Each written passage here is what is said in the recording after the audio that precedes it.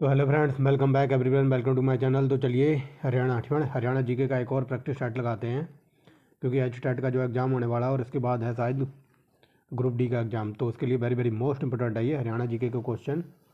और इससे पहले हमने लगभग 4-5 पार्ट में लगभग 1500 प्लस क्वेश्चन देख लिए हरियाणा जीके के एकदम डिटेल में। अगर किसी ने वो वीडियो ना देखी हो तो हरियाणा CET के नाम से प्लेलिस्ट मिल जाएगी, आप वहाँ जाके देख सकते हैं। A1 क्वालिटी का डाटा करा रखा है। और इसके बाद लास्ट महीना है दिसंबर का, और दिसंबर के लास्ट वीक में लगभग एच सी एस की वैकेंसियाँ आने वाली हैं। लगभग 90 प्लस वैकेंसियाँ हैं और 100 के बीच में, ठीक है, लगभग 90 से 100 के बीच में वैकेंसियाँ रहने वाली हैं हरियाणा HCS की। तो तैयारी में लग जाइए। अगर दिसंबर के लास्ट वीक में नहीं तो जनवरी के फर्स्ट वीक में आपको नोटिफिकेशन देखने को मिल जाएगा HCS का। तो HCS के लिए भी एकदम डीप लेवल में जो हरियाणा जीके की ये क्लासेस चल रही है, यहाँ से आप कर सकते हो। और इसके अलावा आपने देखा होगा अपनी एंसेंट हिस्ट्री, मिडेवल हिस्ट्री और मध्यकालीन भारत, ये सब कुछ UPSC की जो बुक होती हैं उनके लेवल का करा रखा है। तो आप देखते रहिए, ठीक है ना। ये तीनों बुक, मध्यकालीन भारत और ये मेडिवल हिस्ट्री, इनको सब कुछ UPSC की जो बुक होती है वो से उनसे करा दिया है। लेकिन जो हाल फिलहाल में जो UP PCS की क्लासें चल रही हैं हिस्ट्री की, ठीक है, हिस्ट्री की और ज्योग्राफी की जो क्लासें चला रखी हैं, तो आप वहाँ जाके भी प्रैक्टिस कर सकते हो। A1 क्वालिटी का डाटा आपको मिल जाएगा। तो ये पार्ट नंबर आई थिंक हमारा छठा होगा, ठीक है। और छठे पार्ट में जो हरियाणा के जो 22 ज़िले हैं ना, ठीक है, तो आज हम इनको ज़िलों के अकॉर्डिंग क्वेश्चन देखेंगे, ठीक है। जो 22 ज़िले हैं हरियाणा में, तो हम आज ज़िलेवार देखेंगे, ज़िलेवार परिचय देखेंगे हरियाणा का। तो चलिए विदाउट वेस्टिंग द टाइम पहला क्वेश्चन देखिए, ठीक है। हरियाणा के गठन के समय कितने ज़िले थे? तो ये 7 ज़िले थे, ठीक है। वेरी वेरी मोस्ट इंपॉर्टेंट है। आगे देखिए, ठीक है। तो आगे देखते रहिए। आगे देखिए दूसरा क्वेश्चन क्या कहता है, निम्नलिखित में से हरियाणा मंडल डिवीजन नहीं है, ठीक है। तो कौन सा डिवीजन नहीं है? तो सोनीपत कोई डिवीजन नहीं है। नेक्स्ट देखिए क्या कहता है, तीसरा नंबर, हरियाणा के किस मंडल में सबसे ज़्यादा जिले हैं? तो रोहतक मंडल। नेक्स्ट देखिए क्या कहता है, यहाँ पर बताना कौन सा सही सम्मिलित नहीं है। तो अम्बाला में 4 जिले, अम्बाला मंडल में 4 जिले हैं, करनाल में 3 जिले हैं, ठीक है, और रोहतक मंडल में 5 जिले हैं, लेकिन हिसार में 5 नहीं है, ठीक है। ये गलत है, तो गलती ढूंढना था, ऑप्शन नंबर डी। आगे चलिए, यहाँ पर बताना हिसार मंडल में कौन सा जिला नहीं आता? तो ये झज्जर रोहतक में आता है, ठीक है। आगे चलिए, हरियाणा, ठीक है, हरियाणा में कौन से नए मंडल बनाए गए हैं? तो करनाल और फरीदाबाद। नेक्स्ट देखिए क्या कहता है, हरियाणा राज्य में जिलों की संख्या कितनी है? तो ये 22 है, लॉलीपॉप है ये। आगे चलिए, ठीक है, अम्बाला जिले की स्थापना 1 नवंबर 1966 को हुई थी। अब थोड़ा अम्बाला को ही देख लेते हैं। आगे देखिए, अम्बाला नामक, ठीक है, अम्बाला नामक की उत्पत्ति महाभारत में किस पात्र से मिलती है? तो ये अंबिका, ठीक है, यानी कि अम्बाला शहर जो बसाया हुआ है, तो कोई महाभारत में अंबिका नाम का पात्र था, तो उसके नाम पर। आगे चलिए, अगला क्या कहता है, किस वर्ष अम्बाला को शिमला के अधीन कर दिया गया था? तो 1842। नेक्स्ट देखिए क्या कहता है, निम्नलिखित में से कौन अम्बाला में अवस्थित है? तो ये इंदिरा उद्यान राष्ट्रीय, ठीक है, इंदिरा उद्यान और संगीत साहिब गुरुद्वारा और लखी शाह का गुरुद्वारा दरगाह, ठीक है। तो ये तीनों हैं अम्बाड़ा में स्थित, ठीक है। वेरी वेरी मोस्ट इंपॉर्टेंट है, खासकर ये संगीत साहिब का गुरुद्वारा और लखी शाह का जो दरगाह वगैरह है, ठीक है। तो ये सारे तीनों अम्बाड़ा में पड़ते हैं। नेक्स्ट देखिए क्या कहता है, हरियाणा में मंजी साहिब गुरुद्वारा, तो ये अम्बाड़ा में, वेरी वेरी मोस्ट इंपॉर्टेंट और लॉलीपॉप है। आगे चलिए, तो अम्बाड़ा प्रसिद्ध है आम के लिए, ठीक है, आमों के लिए अम्बाड़ा प्रसिद्ध है। नेक्स्ट देखिए क्या कहता है, हरियाणा को रेलवे लाइन से कब जोड़ा गया था? 1880 में हरियाणा को रेलवे लाइन से जोड़ दिया गया था। नेक्स्ट देखिए, वैज्ञानिक उपकरण, ठीक है, जो वैज्ञानिक जो टेक्नोलॉजी का सामान है, तो ये अम्बाला डिस्ट्रिक्ट में बनता है। नेक्स्ट देखिए क्या कहता है, निम्नलिखित में से कौन अम्बाला जिले में अवस्थित है?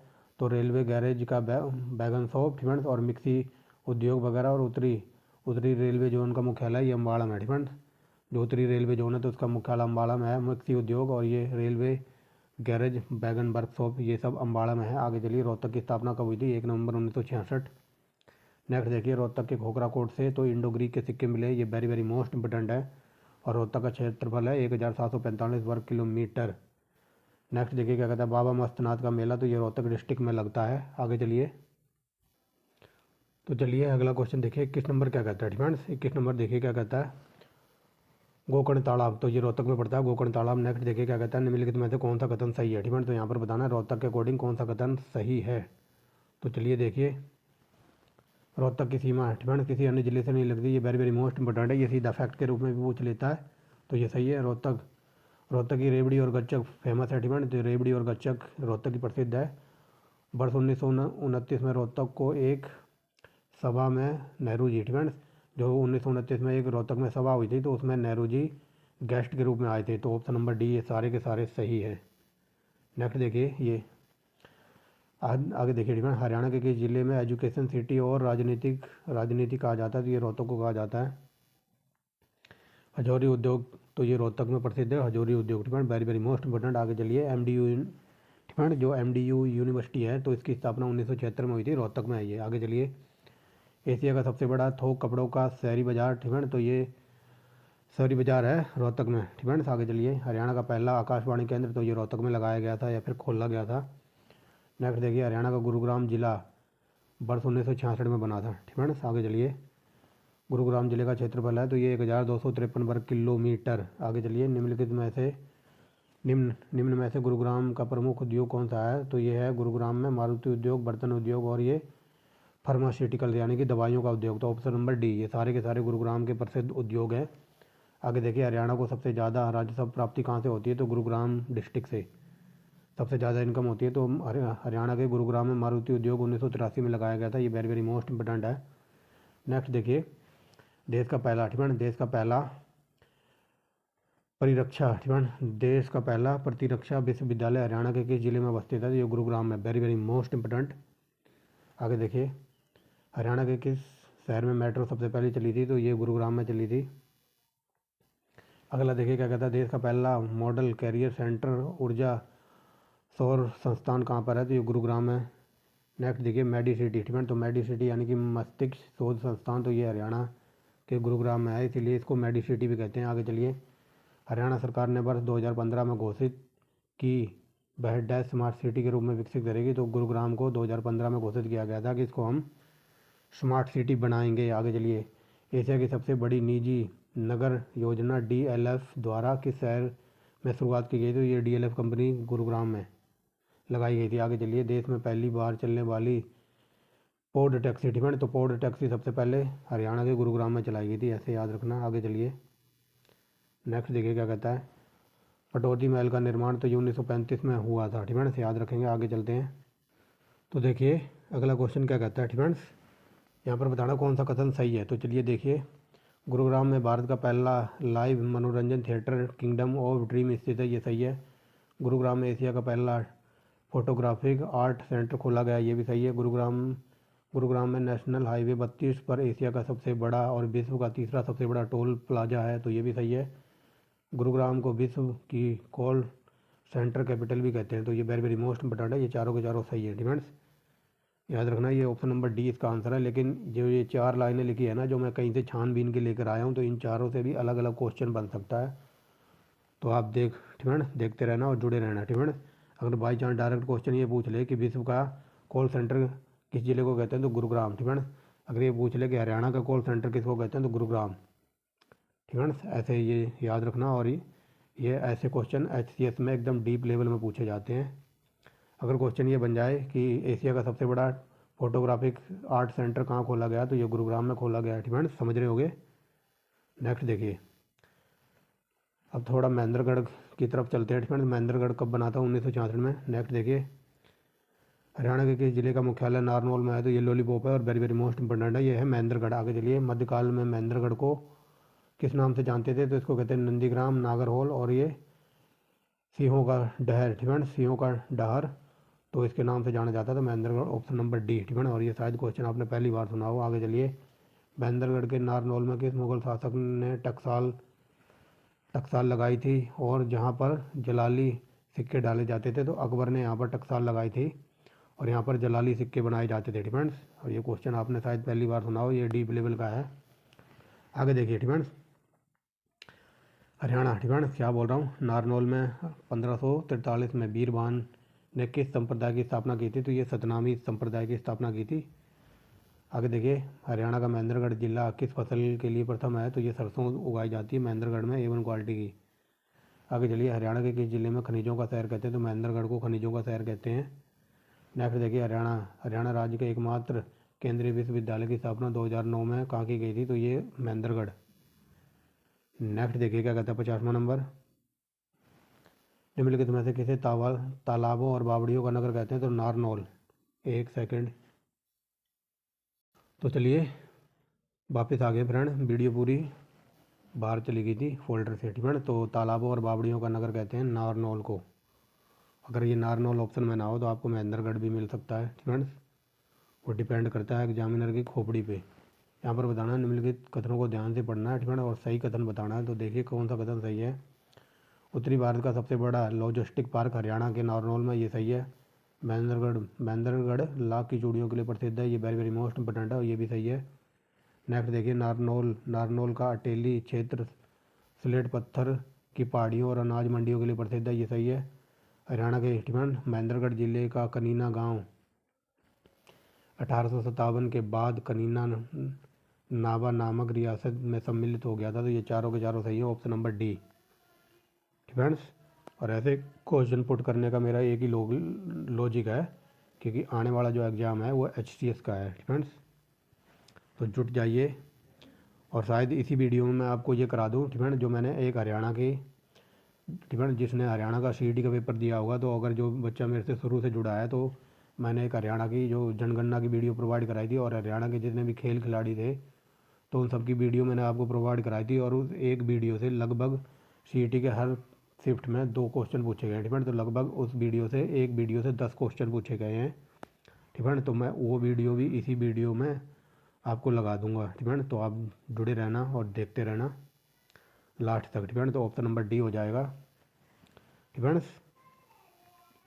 नेक्स्ट देखिए, स्टील सिटी के नाम से मशहूर हिसार ज़िले की स्थापना, तो ये 1 नवंबर 1966 को हिसार की स्थापना हुई थी, ऐसे याद रखना। और कई बार ये डायरेक्ट पूछा जाता है कि हरियाणा की स्टील सिटी किसको कहते हैं, तो हिसार। नेक्स्ट देखिए, हिसार ज़िले का प्राचीन नाम तो ये था यसूसयार, ठीक है, यसूसयार। आगे चलिए, हरियाणा के किस जिले में फिरोसा कोटला की लाट अवस्थित है, तो ये है हिसार ज़िले में, ठीक है। नेक्स्ट देखिए क्या कहता है, हड़प्पा सभ्यता में कौन कौन से स्थल वर्तमान के हिसार जिले में है, तो ये Rakhigarhi, very most important.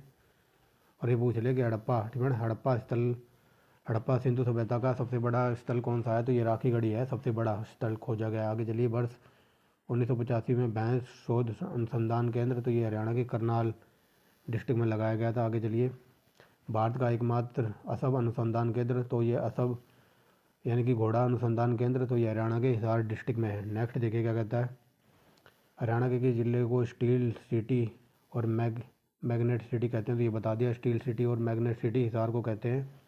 Haryana में लोहे की पाइप का सबसे ज़्यादा निर्माण तो हिसार में होता है, ये जो 20 वाले पाइप होते हैं, ठीक है। आगे देखिए क्या कहता है, ठीक है। 60वां नंबर देखिए क्या कहता है, एशिया का सबसे बड़ा पशु फॉर्म, ठीक है, यानी कि एनिमल फॉर्म सबसे बड़ा है, तो ये हरियाणा के हिसार डिस्ट्रिक्ट में। नेक्स्ट देखिए क्या कहता है, तो देखिए, ठीक है, आज आपको वीडियो थोड़ी वैसी लग सकती है, अजीब सी, क्योंकि आज मैं फ़ोन को ऑन करके चला रहा हूँ, फ्रेंड्स।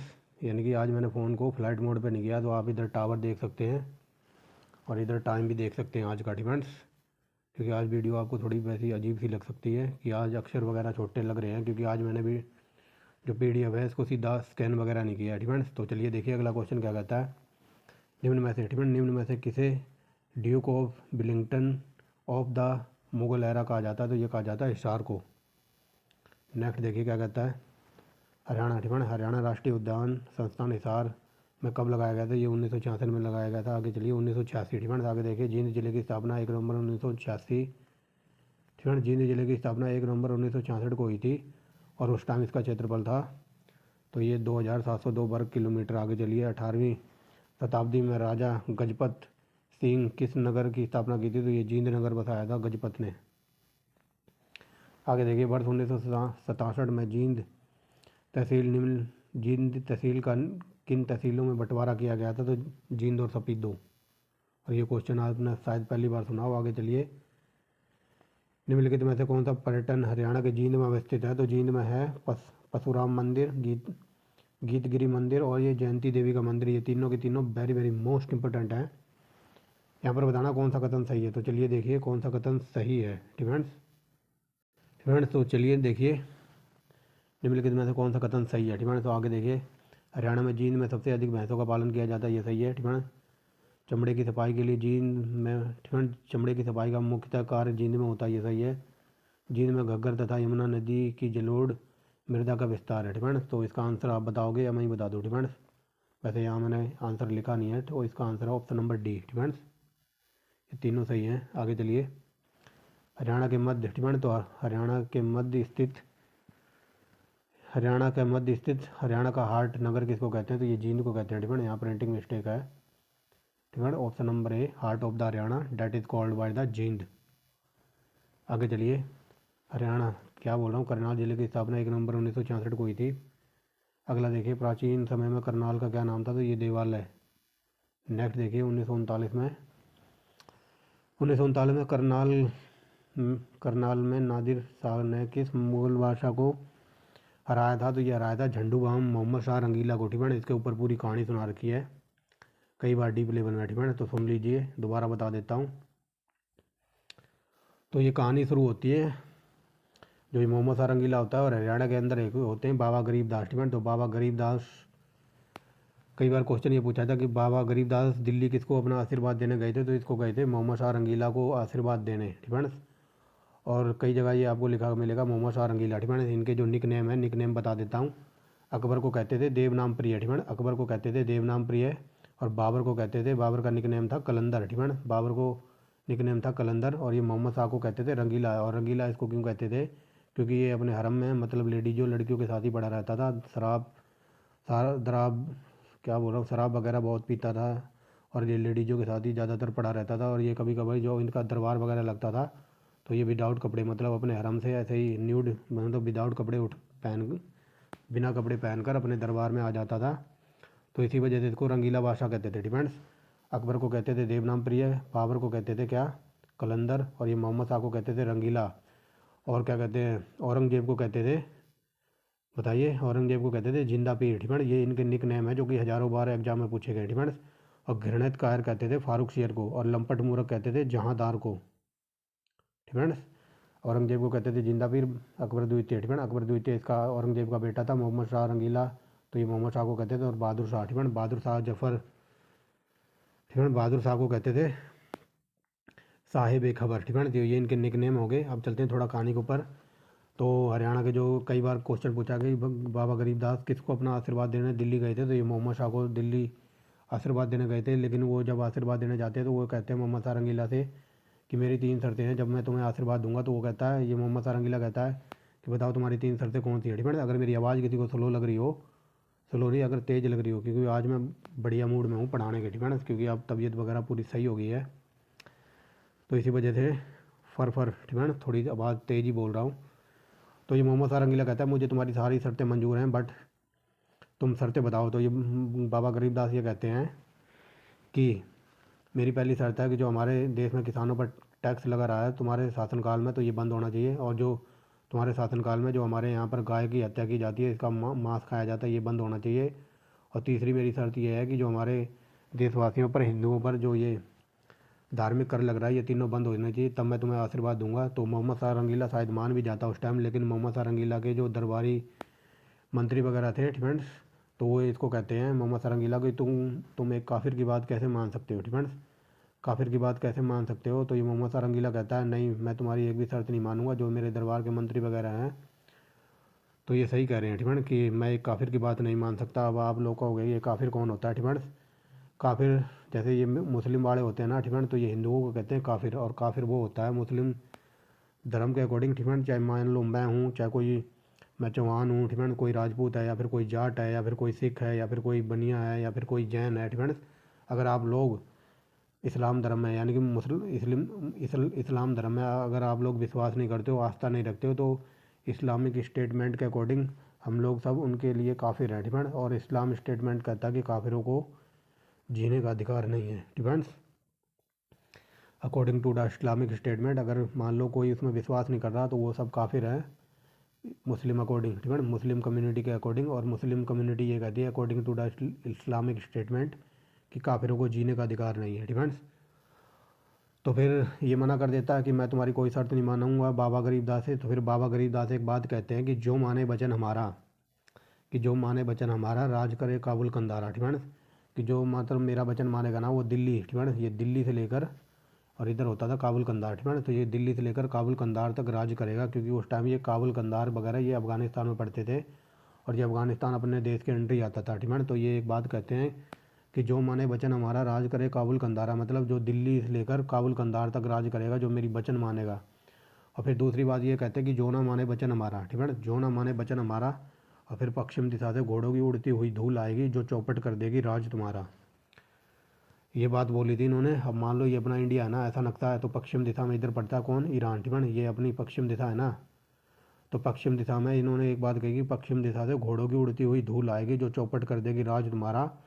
और फिर 1739 में, ठीक है ना, 1739 में कौन आता है, तो 1739 में यहाँ ईरान से आता है कौन, नादिर था, ठीक है ना, घोड़े पर बैठ कर आता है टगड़क टगड़क करता हुआ, ठीक है ना।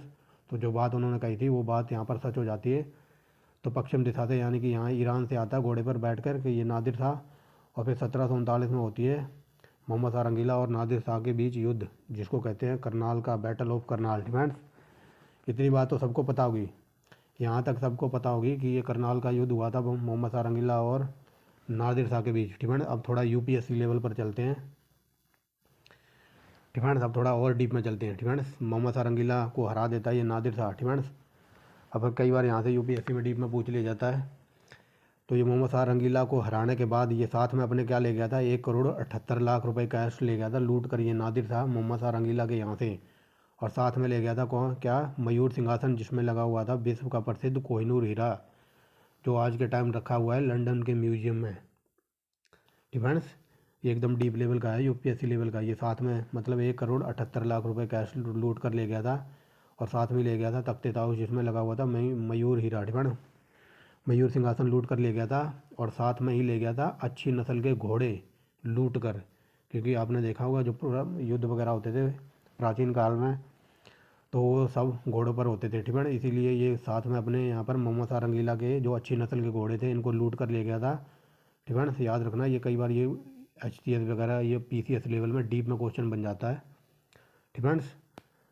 तो इतना समझ गए होगे आपने। जो पुरानी 1990 तक की फिल्में देखी होंगी तो उनमें बॉलीवुड की बहुत सारे अच्छे अच्छे घोड़ों का क्रेज दिखाया जाता था, ठीक है ना। तो इसी वजह से जो पुराने ज़माने में युद्ध वगैरह होते थे तो वो घोड़ों से, उस घोड़ों पर बैठ कर होते थे, इसीलिए वो घोड़े लूट कर ले गया था अच्छी नस्ल के, ठीक है। तो याद रखना इतनी बात, ठीक फ्रेंड्स। और कई बार ग्रुप CD में पूछ लेता है एग्जाम में कि अंतिम मुगल बादशाह कौन था जो मयूर सिंहासन पर बैठा था, ये मोहम्मद शाह रंगीला बैठा था, ठीक है, याद रखेंगे। ये लॉलीपॉप क्वेश्चन और ये हज़ारों बार क्वेश्चन पूछा गया है। ये HTS का जो 2022 में एग्ज़ाम हुआ था ना, आई थिंक वो जुलाई में एग्ज़ाम हुआ था, तो वहाँ पर ये पूछा था कि धान का कटोरा ये करनाल को कहते हैं, हरियाणा का पैरिस भी करनाल को कहते हैं, ठीक है। ये 2021 की वैकेंसी थी जो HCS की 2022 में अभी एग्ज़ाम करवाया था, री एग्ज़ाम, ठीक है। अब 2022 की वैकेंसी आने वाली है, तो लगभग दिसंबर के लास्ट वीक तक एग्ज़ाम का नोटिफिकेशन आ जाएगा, मतलब फॉर्म का। तो NDRI ये करनाल में है और ये भी HTS में पूछा हुआ था 2022 में, ठीक है, याद रखेंगे। नेक्स्ट देखिए, करनाल में निर्मित, ठीक है, करनाल की कौन सी वस्तु है जो विदेशों में बेची जाती है, तो लिबर्टी के जूते करनाल के, तो ये विदेशों में बेचे जाते हैं। आगे चलिए, करनाल के मधुबन में फॉरेंसिक विज्ञान प्रयोगशाला की स्थापना की गई थी 1976। और ये मधुबन बिल्कुल रोड पे ही पड़ता है, गरौंडा, ठीक है ना, गरौंडा नगर, तो ये करनाल डिस्ट्रिक्ट में पड़ता है, गरौंडा। आगे चलिए, मेडिकल यूनिवर्सिटी करनाल किसके नाम से प्रसिद्ध है, ये कल्पना चावला के नाम से। नेक्स्ट देखिए, करनाल में वर्ष 2016 में स्थापित राज्य की पहली बागवानी विश्वविद्यालय का नाम क्या है, तो ये है महाराणा प्रताप बागवानी विश्वविद्यालय, जो कि करनाल में बनाया गया, ठीक है। आगे चलिए, हरियाणा के करनाल में अवस्थित इंद्री क्या है, ठीक है, तो इंद्री एक पर्यटन स्थल है, ठीक है। लाडवा इंद्री वगैरह सुना होगा आपने। आगे चलिए, सोनीपत जिले का क्षेत्रफल है तो 2122, ठीक है, 2122 वर्ग किलोमीटर। नेक्स्ट देखिए, ठीक फ्रेंड्स, अगला देखते हैं, सोनीपत का प्राचीन नाम क्या था, तो ये था Sonprasth, very very most important है ये। आगे चलिए, हरियाणा की स्वर्ण नगरी किसको कहते हैं, सोनीपत को कहते हैं। नेक्स्ट देखिए, योधे काल में, ठीक है, योधे वंश के शासकों द्वारा चलाए गए सिक्के और ताम्र मुद्राएं कहाँ से मिली हैं, तो ये सोनीपत डिस्ट्रिक्ट से मिली हैं। नेक्स्ट देखिए क्या कहता है, 84 नंबर, सोनीपत जिले में अवस्थित है, तो सोनीपत जिले में दिगंबर जैन मंदिर है, पीर जमाल की मजार है और खिड़का खां का मकबरा है, ठीक है, खिड़का खां का मकबरा है। आगे चलिए, निम्नलिखित में से किस फसल का उत्पादन में सोनीपत देश में प्रथम स्थान है, तो ये मशरूम, सूरजमुखी और ये खुम्बी की फसल में ये देश में पहले नंबर पाता है हरियाणा का सोनीपत। आगे चलिए, हरियाणा के किस जिले में एटलस की कंपनी की साइकिल बनती थी, ये सोनीपत में एटलस उद्योग लगा हुआ था। आगे चलिए, देश का प्रथम अत्याधुनिक आंगनवाड़ी केंद्र किस जिले में स्थापित है, तो ये सोनीपत डिस्ट्रिक्ट में है। नेक्स्ट देखिए, हरियाणा का पहला एथनॉल पावर प्लांट, तो ये सोनीपत में लगाया गया है। नेक्स्ट देखिए क्या कहता है, भारत का प्रथम पर्यटन विश्वविद्यालय हरियाणा के किस जिले में है? तो ये है सोनीपत डिस्ट्रिक्ट। नेक्स्ट देखिए, भिवानी जिले का निर्माण 22 दिसंबर 1972 को किस जिले से अलग करके बनाया गया था? तो ये महेंद्रगढ़ और Hisar, option number C. Next देखिए, क्षेत्रफल की दृष्टि से सबसे बड़ा जिला है तो ये भिवानी है। आईने अकबरी नामक पुस्तक में हरियाणा के किस जिले का वर्णन है? तो ये है, अब आईने अकबरी में भिवानी जिले का उल्लेख मिलता है, ठीक है। और आईने अकबरी लिखी किसने है? तो ये लिखी है अबुल फजल ने। आगे चलिए, हरियाणा के किस जिले में बिना स्तंभों के सहारे, ठीक है, बिना स्तंभों के सहारे बिल्डिंग का निर्माण किया गया है? तो ये भिवानी में है, ठीक है। नेक्स्ट देखिए, हरियाणा में भिवानी में क्या क्या है, ठीक है। हरियाणा के भिवानी में क्या क्या चीज़ अवस्थित है? तो यहाँ पर है पंचमुखी हनुमान मंदिर, रेड रॉबिन और श्री हरिहर मंदिर, तो ऑप्शन नंबर डी, ये सारे हैं भिवानी में, ठीक है। आगे चलिए, भिवानी में किस वर्ष रेल यात्रा आरंभ हुई थी? तो 1883 में रेल चली थी भिवानी में भी, ठीक है। आगे चलिए, भिवानी को हरियाणा का काशी कहा जाता है, ये वेरी वेरी मोस्ट इंपॉर्टेंट है।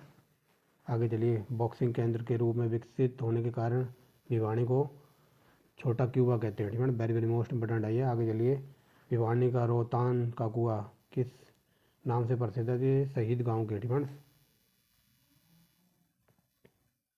याद रख लेना इसको, भिवानी का रोहतान का जो कुआं है तो वो शहीद गांव के नाम से प्रसिद्ध है। आगे चलिए, कुरुक्षेत्र जिले की स्थापना तो ये 23 जनवरी 1973 को हुई थी। नेक्स्ट देखिए क्या कहता है,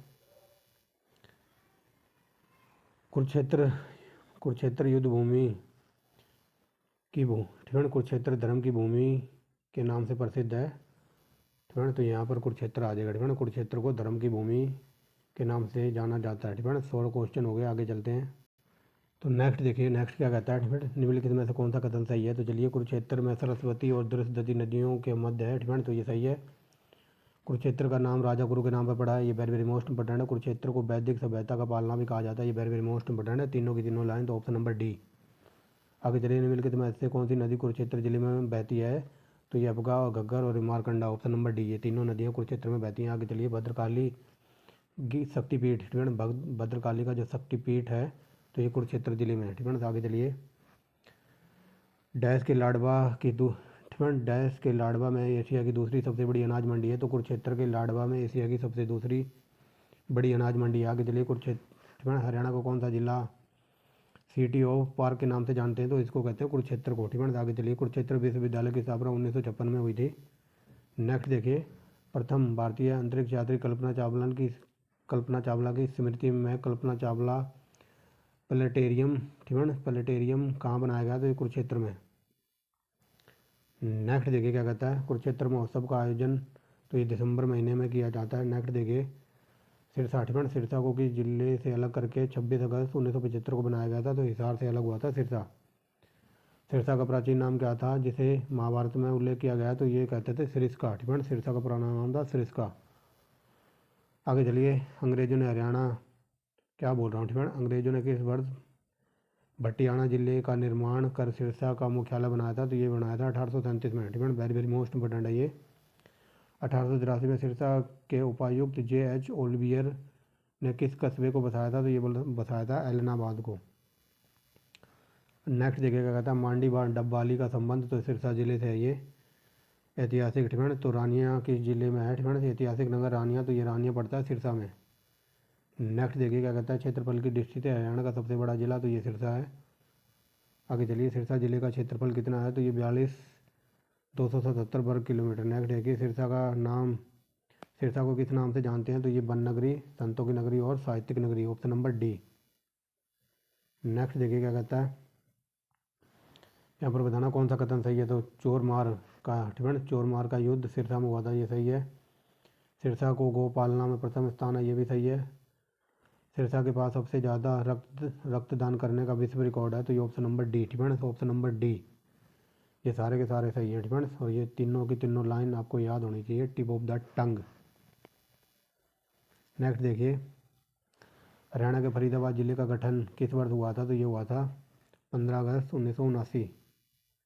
नेक्स्ट देखिए, फरीदाबाद की शहर की स्थापना तो ये शेख फरीद की याद में की गई थी, ठीक है। वेरी वेरी मोस्ट इंपॉर्टेंट है, हरियाणा का फरीदाबाद नगर की स्थापना शेख फरीद ने की थी या फिर शेख फरीद की याद में की गई थी, ठीक है। नेक्स्ट देखिए क्या कहता है, हरियाणा में सबसे कम क्षेत्रफल वाले जिले फरीदाबाद का क्षेत्रफल कितना है? तो ये 141 वर्ग किलोमीटर, ठीक है। और कई बार क्वेश्चन ये भी पूछा जाता है कि हरियाणा का ऐसा कौन सा ज़िला है जिसका सबसे क्षेत्रफल सबसे कम है, तो ये फरीदाबाद का नाम याद रखेंगे, ठीक है। नेक्स्ट देखिए, हरियाणा के फरीदाबाद में कौन कौन सी फैक्ट्रियाँ, रबड़, ट्रैक्टर और रेफ्रिजरेटर, ऑप्शन नंबर डी, ये सारी फैक्ट्रियाँ फरीदाबाद में। आगे चलिए, निम्न को कौन सा कथन सही है, ठीक है, यहाँ पर बताना है कौन सा कथन सही है। तो फरीदाबाद एक अग्रणी औद्योगिक शहर है, ये सही है। फरीदाबाद के गांव तिबांग को अमर शहीदों का गांव कहा जाता है, ये भी सही है। फरीदाबाद में पर्यटन, ठीक है। फरीदाबाद में पर्यावरण न्यायालय अवस्थित है, ये ऑप्शन नंबर डी, ये सारे के सारे सही है। फरीदाबाद में पर्यावरण न्यायालय है और इसके अलावा कुरुक्षेत्र में भी है, ठीक है, याद रखेंगे। नेक्स्ट देखिए, फरीदाबाद के संबंध में कौन सा कथन सही है, तो ये उपरोक्त सभी, यानी कि सबसे ज़्यादा जनसंख्या यहाँ पर जनसंख्या नगरीकरण वाला ये डिस्ट्रिक्ट है, सबसे अधिक महिलाओं की जनसंख्या है, तो ऑप्शन नंबर डी, ये सारे के सारे सही हैं। नेक्स्ट देखिए, हरियाणा राज्य का पहला 20 लाख जनसंख्या वाला शहर है, तो ये फरीदाबाद है। अब चलते हैं यमुनानगर की तरफ। यमुनानगर जिले की स्थापना कब हुई थी, तो ये 1 नवंबर 1989 को हुई थी और साथ में हुई थी पानीपत की। आगे चलिए, ठीक फ्रेंड्स। अब कुछ लोग ये कहेंगे कि सर फरीदाबाद में जो पीछे पढ़ा कर आए हैं सोनीपत वगैरह, इनमें बहुत सारा कुछ है, ठीक है, तो मैं सिर्फ यहाँ पर मोटा मोटा बता रहा हूँ। जो हमारी और जो पार्ट है ना, इससे पहले जो पार्ट कराए हैं तो आप वहाँ देख सकते हैं एकदम डिटेल में, ठीक है।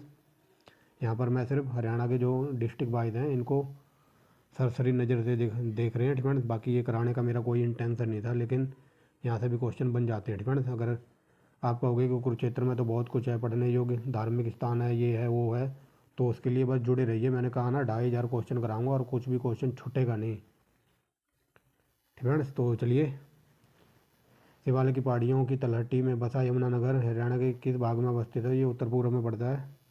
नेक्स्ट देखिए, महाभारत काल में यमुनानगर के जगाधरी को कहा जाता था, तो ये कहा जाता था योगेंद्री और योगेंद्र, ठीक है।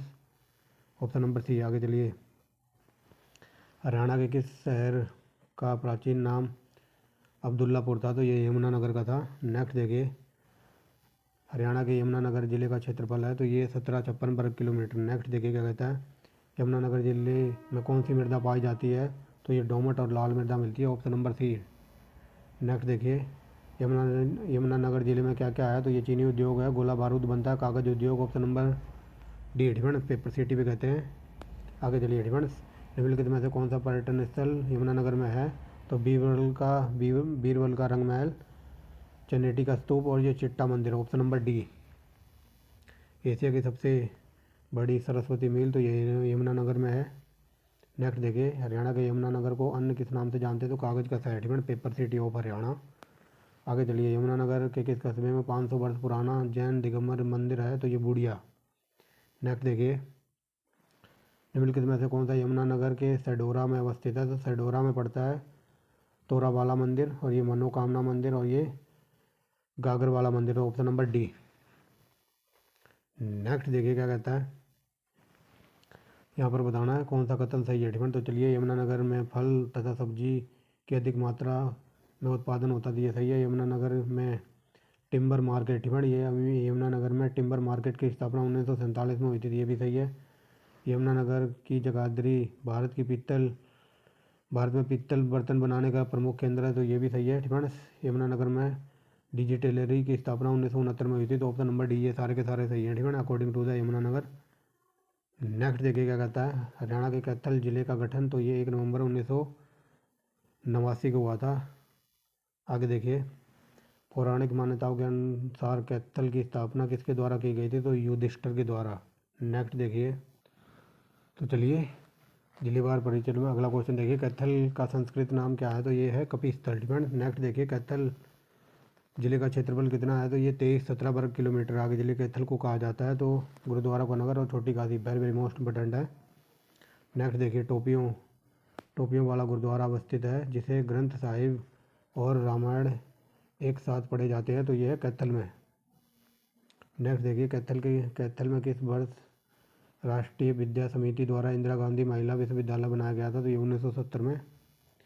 नेक्स्ट देखिए, पीतल नगरी रेवाड़ी की स्थापना, तो ये 1 नवंबर 1989 को हुई थी।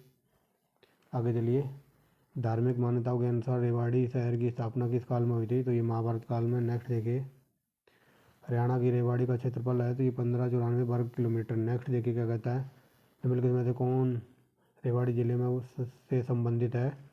तो ये बाबा सूरजगिरी का मेला और ये बाघ बाला तालाब रामपुरा का मैरिजमेंट। ऑप्शन नंबर डी, ये सब कुछ रेवाड़ी में मिलेगा आपको देखने के लिए। आगे चलिए, रेवाड़ी जिला भारत में निम्न में से किस उद्योग के लिए प्रसिद्ध है। तो रेवाड़ी में हीरो होंडा मोटरसाइकिल के प्रसिद्ध है, धारूहेड़ा में। आगे चलिए, तिल्ली वाले जूते के लिए और पीतल नगरी ऑफ हरियाणा तो रेवाड़ी को कहते हैं, तो ऑप्शन नंबर डी। आगे चलिए, रेवाड़ी को किस नाम से जानते हैं। तो ये वीर नगरी और पीतल नगरी, ऑप्शन नंबर सी। ये दोनों के दोनों हैं। हरियाणा का सबसे बड़ा और पुराना स्टेशन तो ये है रेवाड़ी डिस्ट्रिक्ट में पड़ता है फ्रेंड्स। आगे चलिए, हरियाणा के किस स्टेट में स्लेट पत्थर की खान है। तो ये रेवाड़ी में है स्लेट पत्थर की खान। नेक्स्ट देखिए, रेवाड़ी में रेंगजा लॉ स्मारक का निर्माण किसने कब किया था। तो ये 1962 में हुआ था। नेक्स्ट देखिए, रेवाड़ी में लाल मस्जिद का निर्माण किसके शासनकाल में हुआ था। तो अकबर के। नेक्स्ट देखिए क्या कहता है, हरियाणा का यह जिला 1 नवंबर 1989 को करनाल जिले के से अलग किया गया था फ्रेंड्स, या फिर निकाल के बनाया गया था। तो 24 जनवरी 1991 को इसे फिर से करनाल जिले में मिलाया गया। 1 जनवरी 1992 को इसे पुनः पृथक जिला बना दिया गया। तो ऐसा था पानीपत जिला। पानीपत जिले की स्थापना 3 बार हुई थी।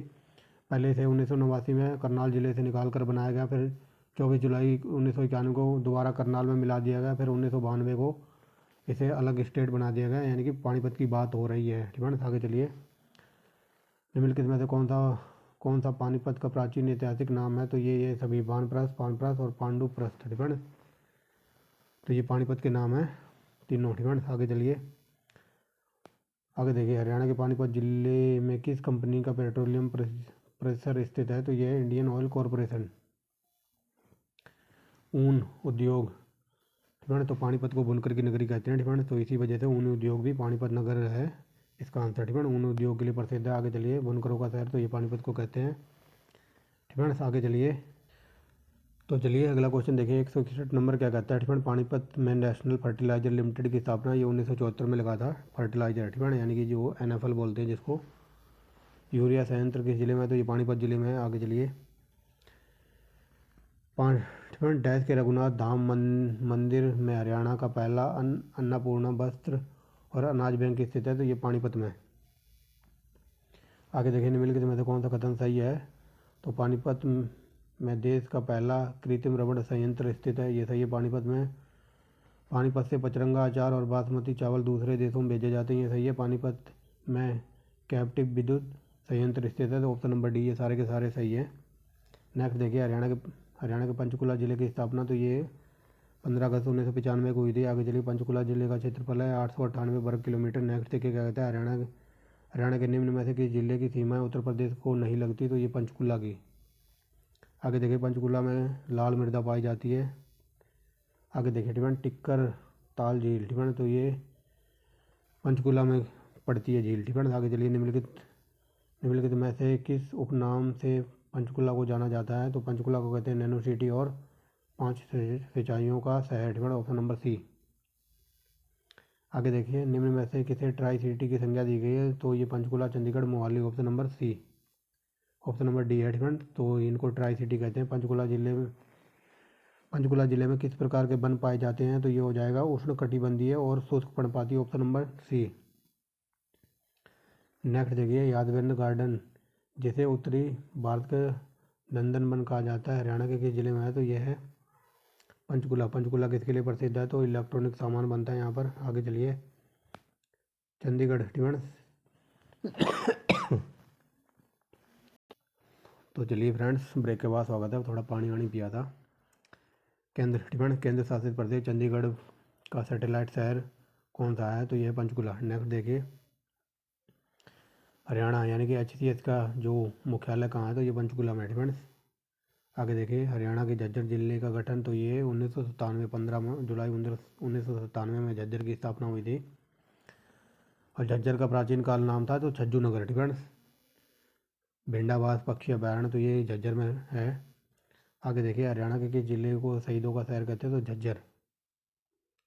आगे चलते हैं, तो चलिए 81 नंबर देखिए क्या कहता है, बहादुरगढ़। बहादुरगढ़ बहादुरगढ़, ठीक है ना, जिसको हरियाणा का प्रवेश द्वार भी कहते हैं। तो चलिए, बहादुरगढ़ नगर के ज़िले के अंतर्गत आता है, तो ये झज्जर के अंडर है, ठीक है ना। आगे चलिए, हरियाणा राज्य का सबसे बड़ा पशु मेला लगता है, तो ये झज्जर में लगता है। नेक्स्ट देखिए, हरियाणा के किस कस्बे में ढान्य लोगों की नगरी कहते हैं, तो हरियाणा का प्रदेश है बैरी कस्बा, ठीक है ना। बैरी कस्बे को हरियाणा के लोगों की ढान्य नगरी कहते हैं, ठीक है ना, ऐसे याद रखना। आगे चलिए, हरियाणा का सबसे बड़ा बस स्टैंड, तो ये झज्जर का है। नेक्स्ट देखिए, फतेहाबाद जिले की स्थापना तो ये हुई थी 15 जुलाई 1997। नेक्स्ट देखिए क्या कहता है, फतेहाबाद में निम्न में से कौन सा पुरातात्विक अवस्थित है, तो ये है बनवाली, कटीला, टोहाना और कुणाल कटीला। ये ऑप्शन नंबर डी, ये सारे के सारे फतेहाबाद में दोमट मिट्टी पाई जाती है, ऐसे याद रखना। आगे चलिए, फतेहाबाद का पर्यटन स्थल है, तो फतेहाबाद का किला, लाट मस्जिद और मीर शाह का मजार, ऑप्शन नंबर डी। नेक्स्ट देखिए क्या कहता है, फतेहाबाद में मुसलमानों द्वारा बनाई गई वस्तु कौन सी है, तो ये है तराजू, पालड़े और ये मशक और ये चमड़े के कुप्पे, ठीक है। तो ये सारे हरियाणा में मुसलमानों द्वारा बनाई गई फतेहाबाद की प्रसिद्ध चीज़ें हैं, ठीक है। तो ऑप्शन नंबर डी, यानी कि चमड़े के कुप्पे, मशक और तराजू और पलड़े। नेक्स्ट देखिए क्या कहता है, प्रसिद्ध, ठीक है, फतेहाबाद में किस वर्ष प्रथम कॉटन मिल की स्थापना हुई थी, तो 1963 में लगाई गई थी। आगे चलिए, गोरखपुर नाभिकीय संयंत्र, तो ये फतेहाबाद में पड़ता है, और ये गोरखपुर भी फतेहाबाद में आता है। आगे चलिए, फतेहाबाद के ऐतिहासिक नगर टोहाना को कहा जाता है, तो नदियों का नगर।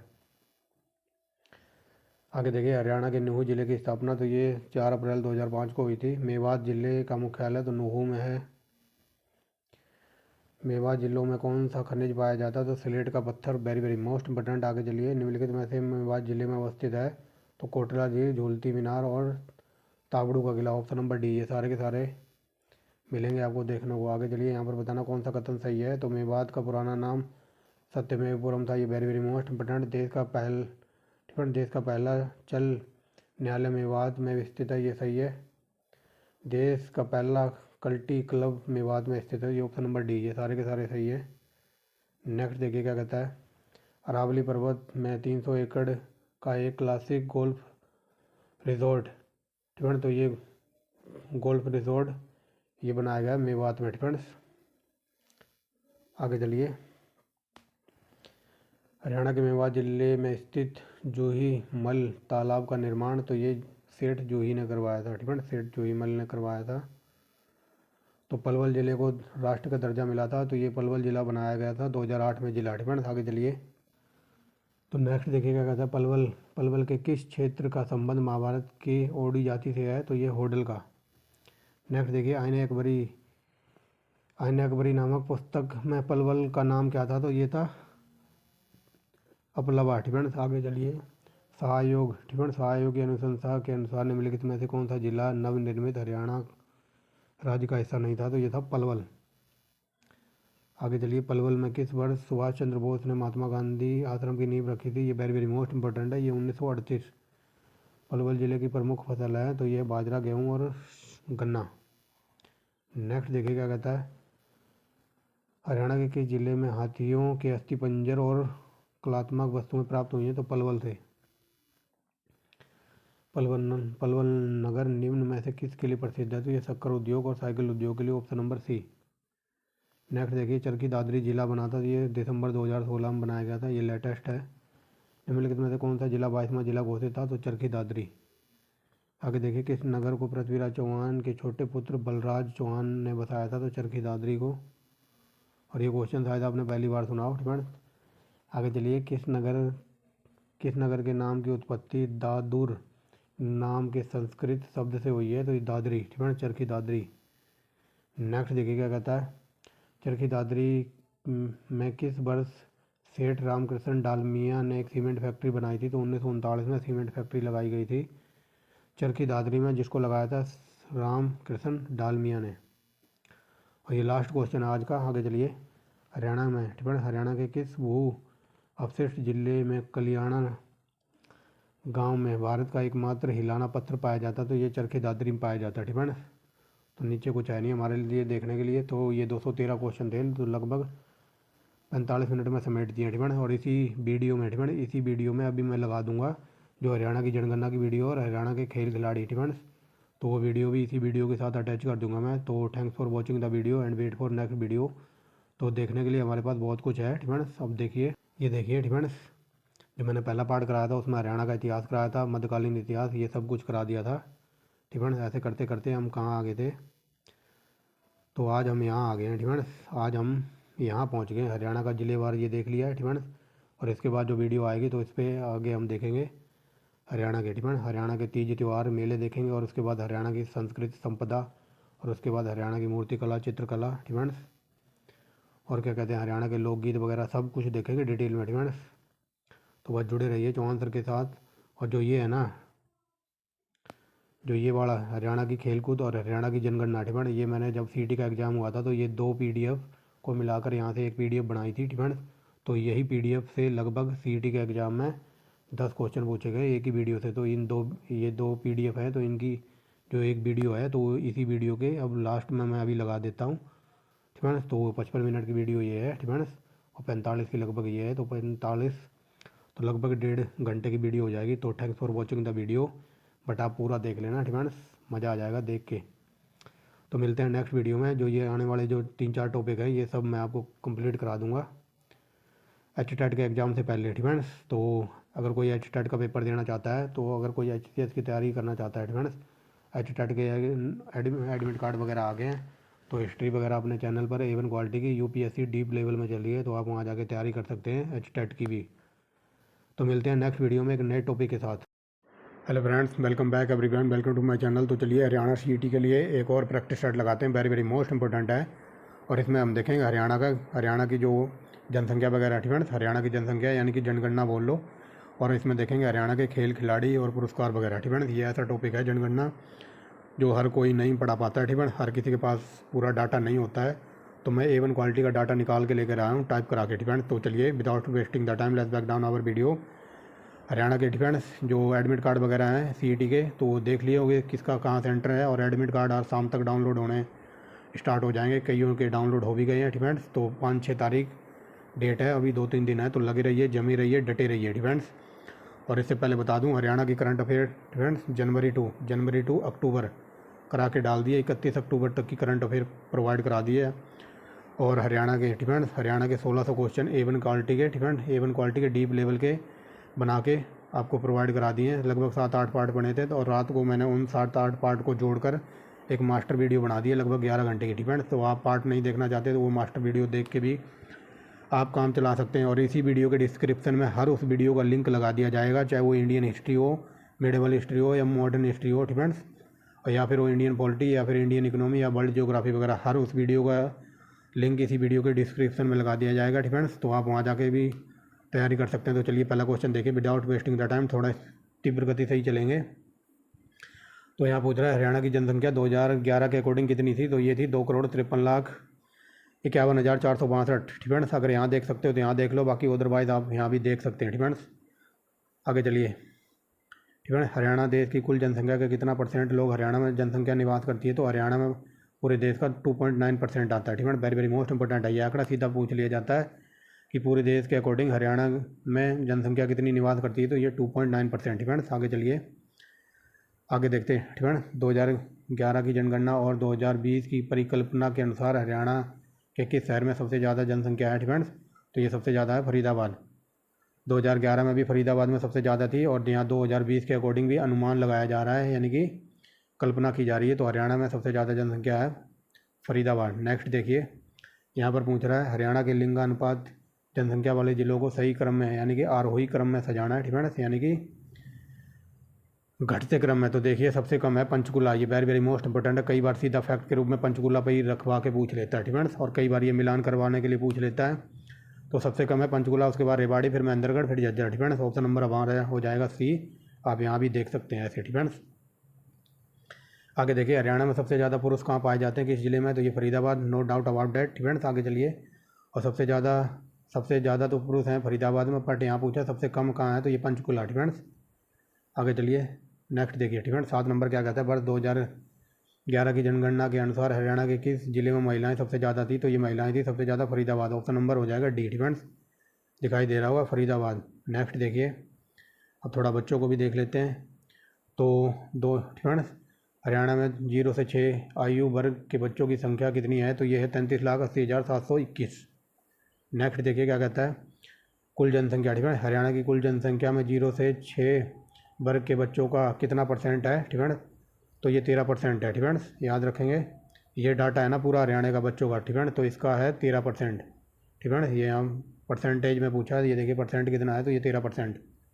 आगे चलिए 2001। ठीक है, 2001 से और 2011 के बीच जो 0 से 6 साल के बच्चों की अनुपात, ठीक है, अनुपात में कमी आने का क्या कारण है? तो ये है प्रजनन दर में कमी। ठीक है, यानी कि क्वेश्चन पूछ रहा है कि 2001 से, ठीक है, 2001 से 2011 की जनगणना में 0 से 6 साल के बच्चों में हरियाणा में कमी आई, तो उस कमी का कारण है प्रजनन दर में कमी। ठीक है, आई होप क्लियर हो रहा होगा। ठीक है, और बताना भूल गया हूँ, मेरी जब भी वीडियो आए ना तो 1.75 या फिर 1.50 पे देखना, क्योंकि अगर किसी को आवाज़ स्लो लग रही हो, और मैं तो कह रहा हूँ टाइम है नहीं, तो 2x की स्पीड पे फटाफट रिवीजन करो। ठीक है, और 480 पिक्सल पे सेट कर लो, बहुत बढ़िया दिखाई देगा। आगे चलते हैं। ये यहाँ बताना है जनगणना 2011 के अकॉर्डिंग 0 से 6 आयु वर्ग के बच्चों की सबसे ज़्यादा जनसंख्या कहाँ है? तो ये नूहू। नेक्स्ट देखिए 12वां नंबर क्या कहता है, जनसंख्या 2011 के अनुसार राज्य की दशकीय वृद्धि दर 19.90। ठीक है, जो राष्ट्रीय औसत वृद्धि दर का कितना है? तो ये है 2.2%। ठीक है, ऑप्शन नंबर सी। नेक्स्ट देखिए 13वां नंबर क्या कहता है, जनसंख्या वृद्धि दर। ठीक है, जनसंख्या वृद्धि दर के क्रम में हरियाणा का देश में कौन सा स्थान है? इसे वेरी वेरी मोस्ट इंपॉर्टेंट लगा लो, ये 16वां स्थान है। और ये सीधा ये डायरेक्ट फैक्ट के रूप में पूछ लेता है कि भारत में जनसंख्या के अकॉर्डिंग हरियाणा का कौन सा नंबर है? तो हरियाणा आता है 16वें नंबर पर। ठीक है, जनसंख्या के अकॉर्डिंग बात हो रही है।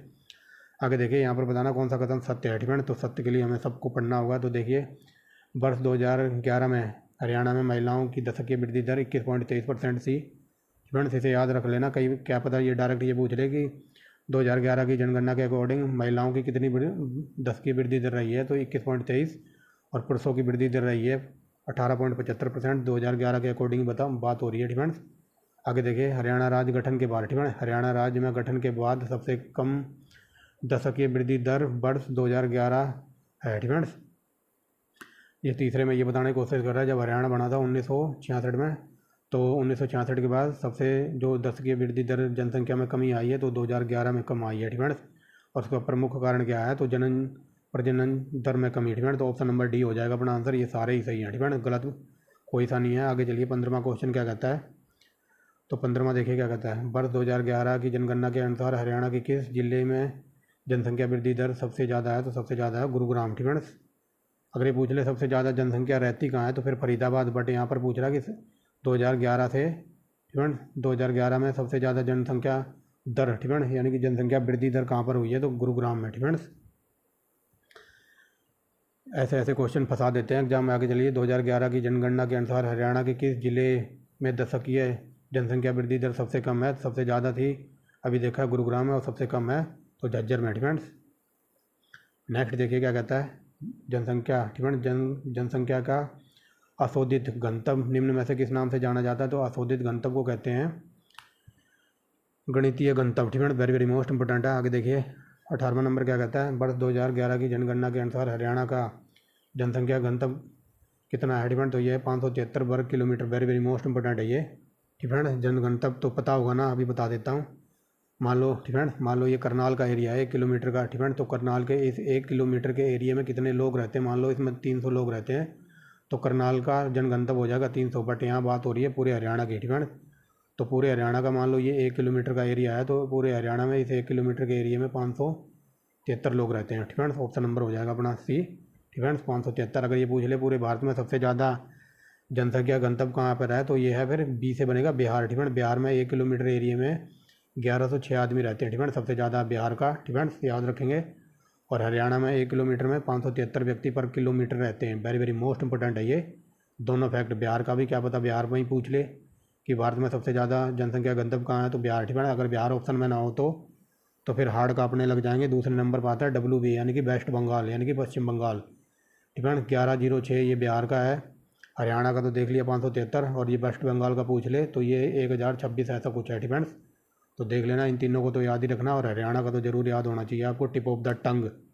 नेक्स्ट देखिए ठीक है, जनसंख्या घनत्व के संबंध में कौन सा कथन सही है। तो देखिए ठीक है, वर्ष 2011 का जनघनत्व वर्ष 2001 की तुलना में 95 प्रति व्यक्ति किलोमीटर अधिक है। ठीक है, तो ये वेरी वेरी मोस्ट इंपॉर्टेंट है। अब बताया ना कि 1 किलोमीटर में कितने व्यक्ति रहते हैं, तो वही बात हो रही है कि 2011 का जनघनत्व है हरियाणा का 2000 की तुलना के अकॉर्डिंग, ठीक है, 2001 की तुलना के अकॉर्डिंग 95 व्यक्ति पर किलोमीटर है। ठीक है, समझ रहे हो। यहाँ से ऐसे क्वेश्चन बन सकता है, मान लो 2011 में हरियाणा का जनघनत्व कितना है तो 573। अगर ये पूछ ले कि 2001 में कितना था, ठीक है, तो इस 573 में से ये 95 घटा दो, जो भी आएगा तो वो 2001 का हो जाएगा। ठीक है, थोड़ा दिमाग लगाओ, अपने आप आंसर बन जाएगा। ठीक है, क्योंकि आजकल एग्जामिनर वो थोड़ा 2 फुट ऊपर से सोच रहा है। ठीक है, ज़रूरी नहीं वो ये 2011 का ही पूछ ले कि 573, ये सबको पता है 573 है। अगर ये क्वेश्चन बन जाए कि 2001 में कितना था, तो 2001 में ये 573 में से ये 95, ठीक है, 95 माइनस कर दो, जो भी आएगा वो 2001 का हो जाएगा। ठीक है, समझ रहे हो।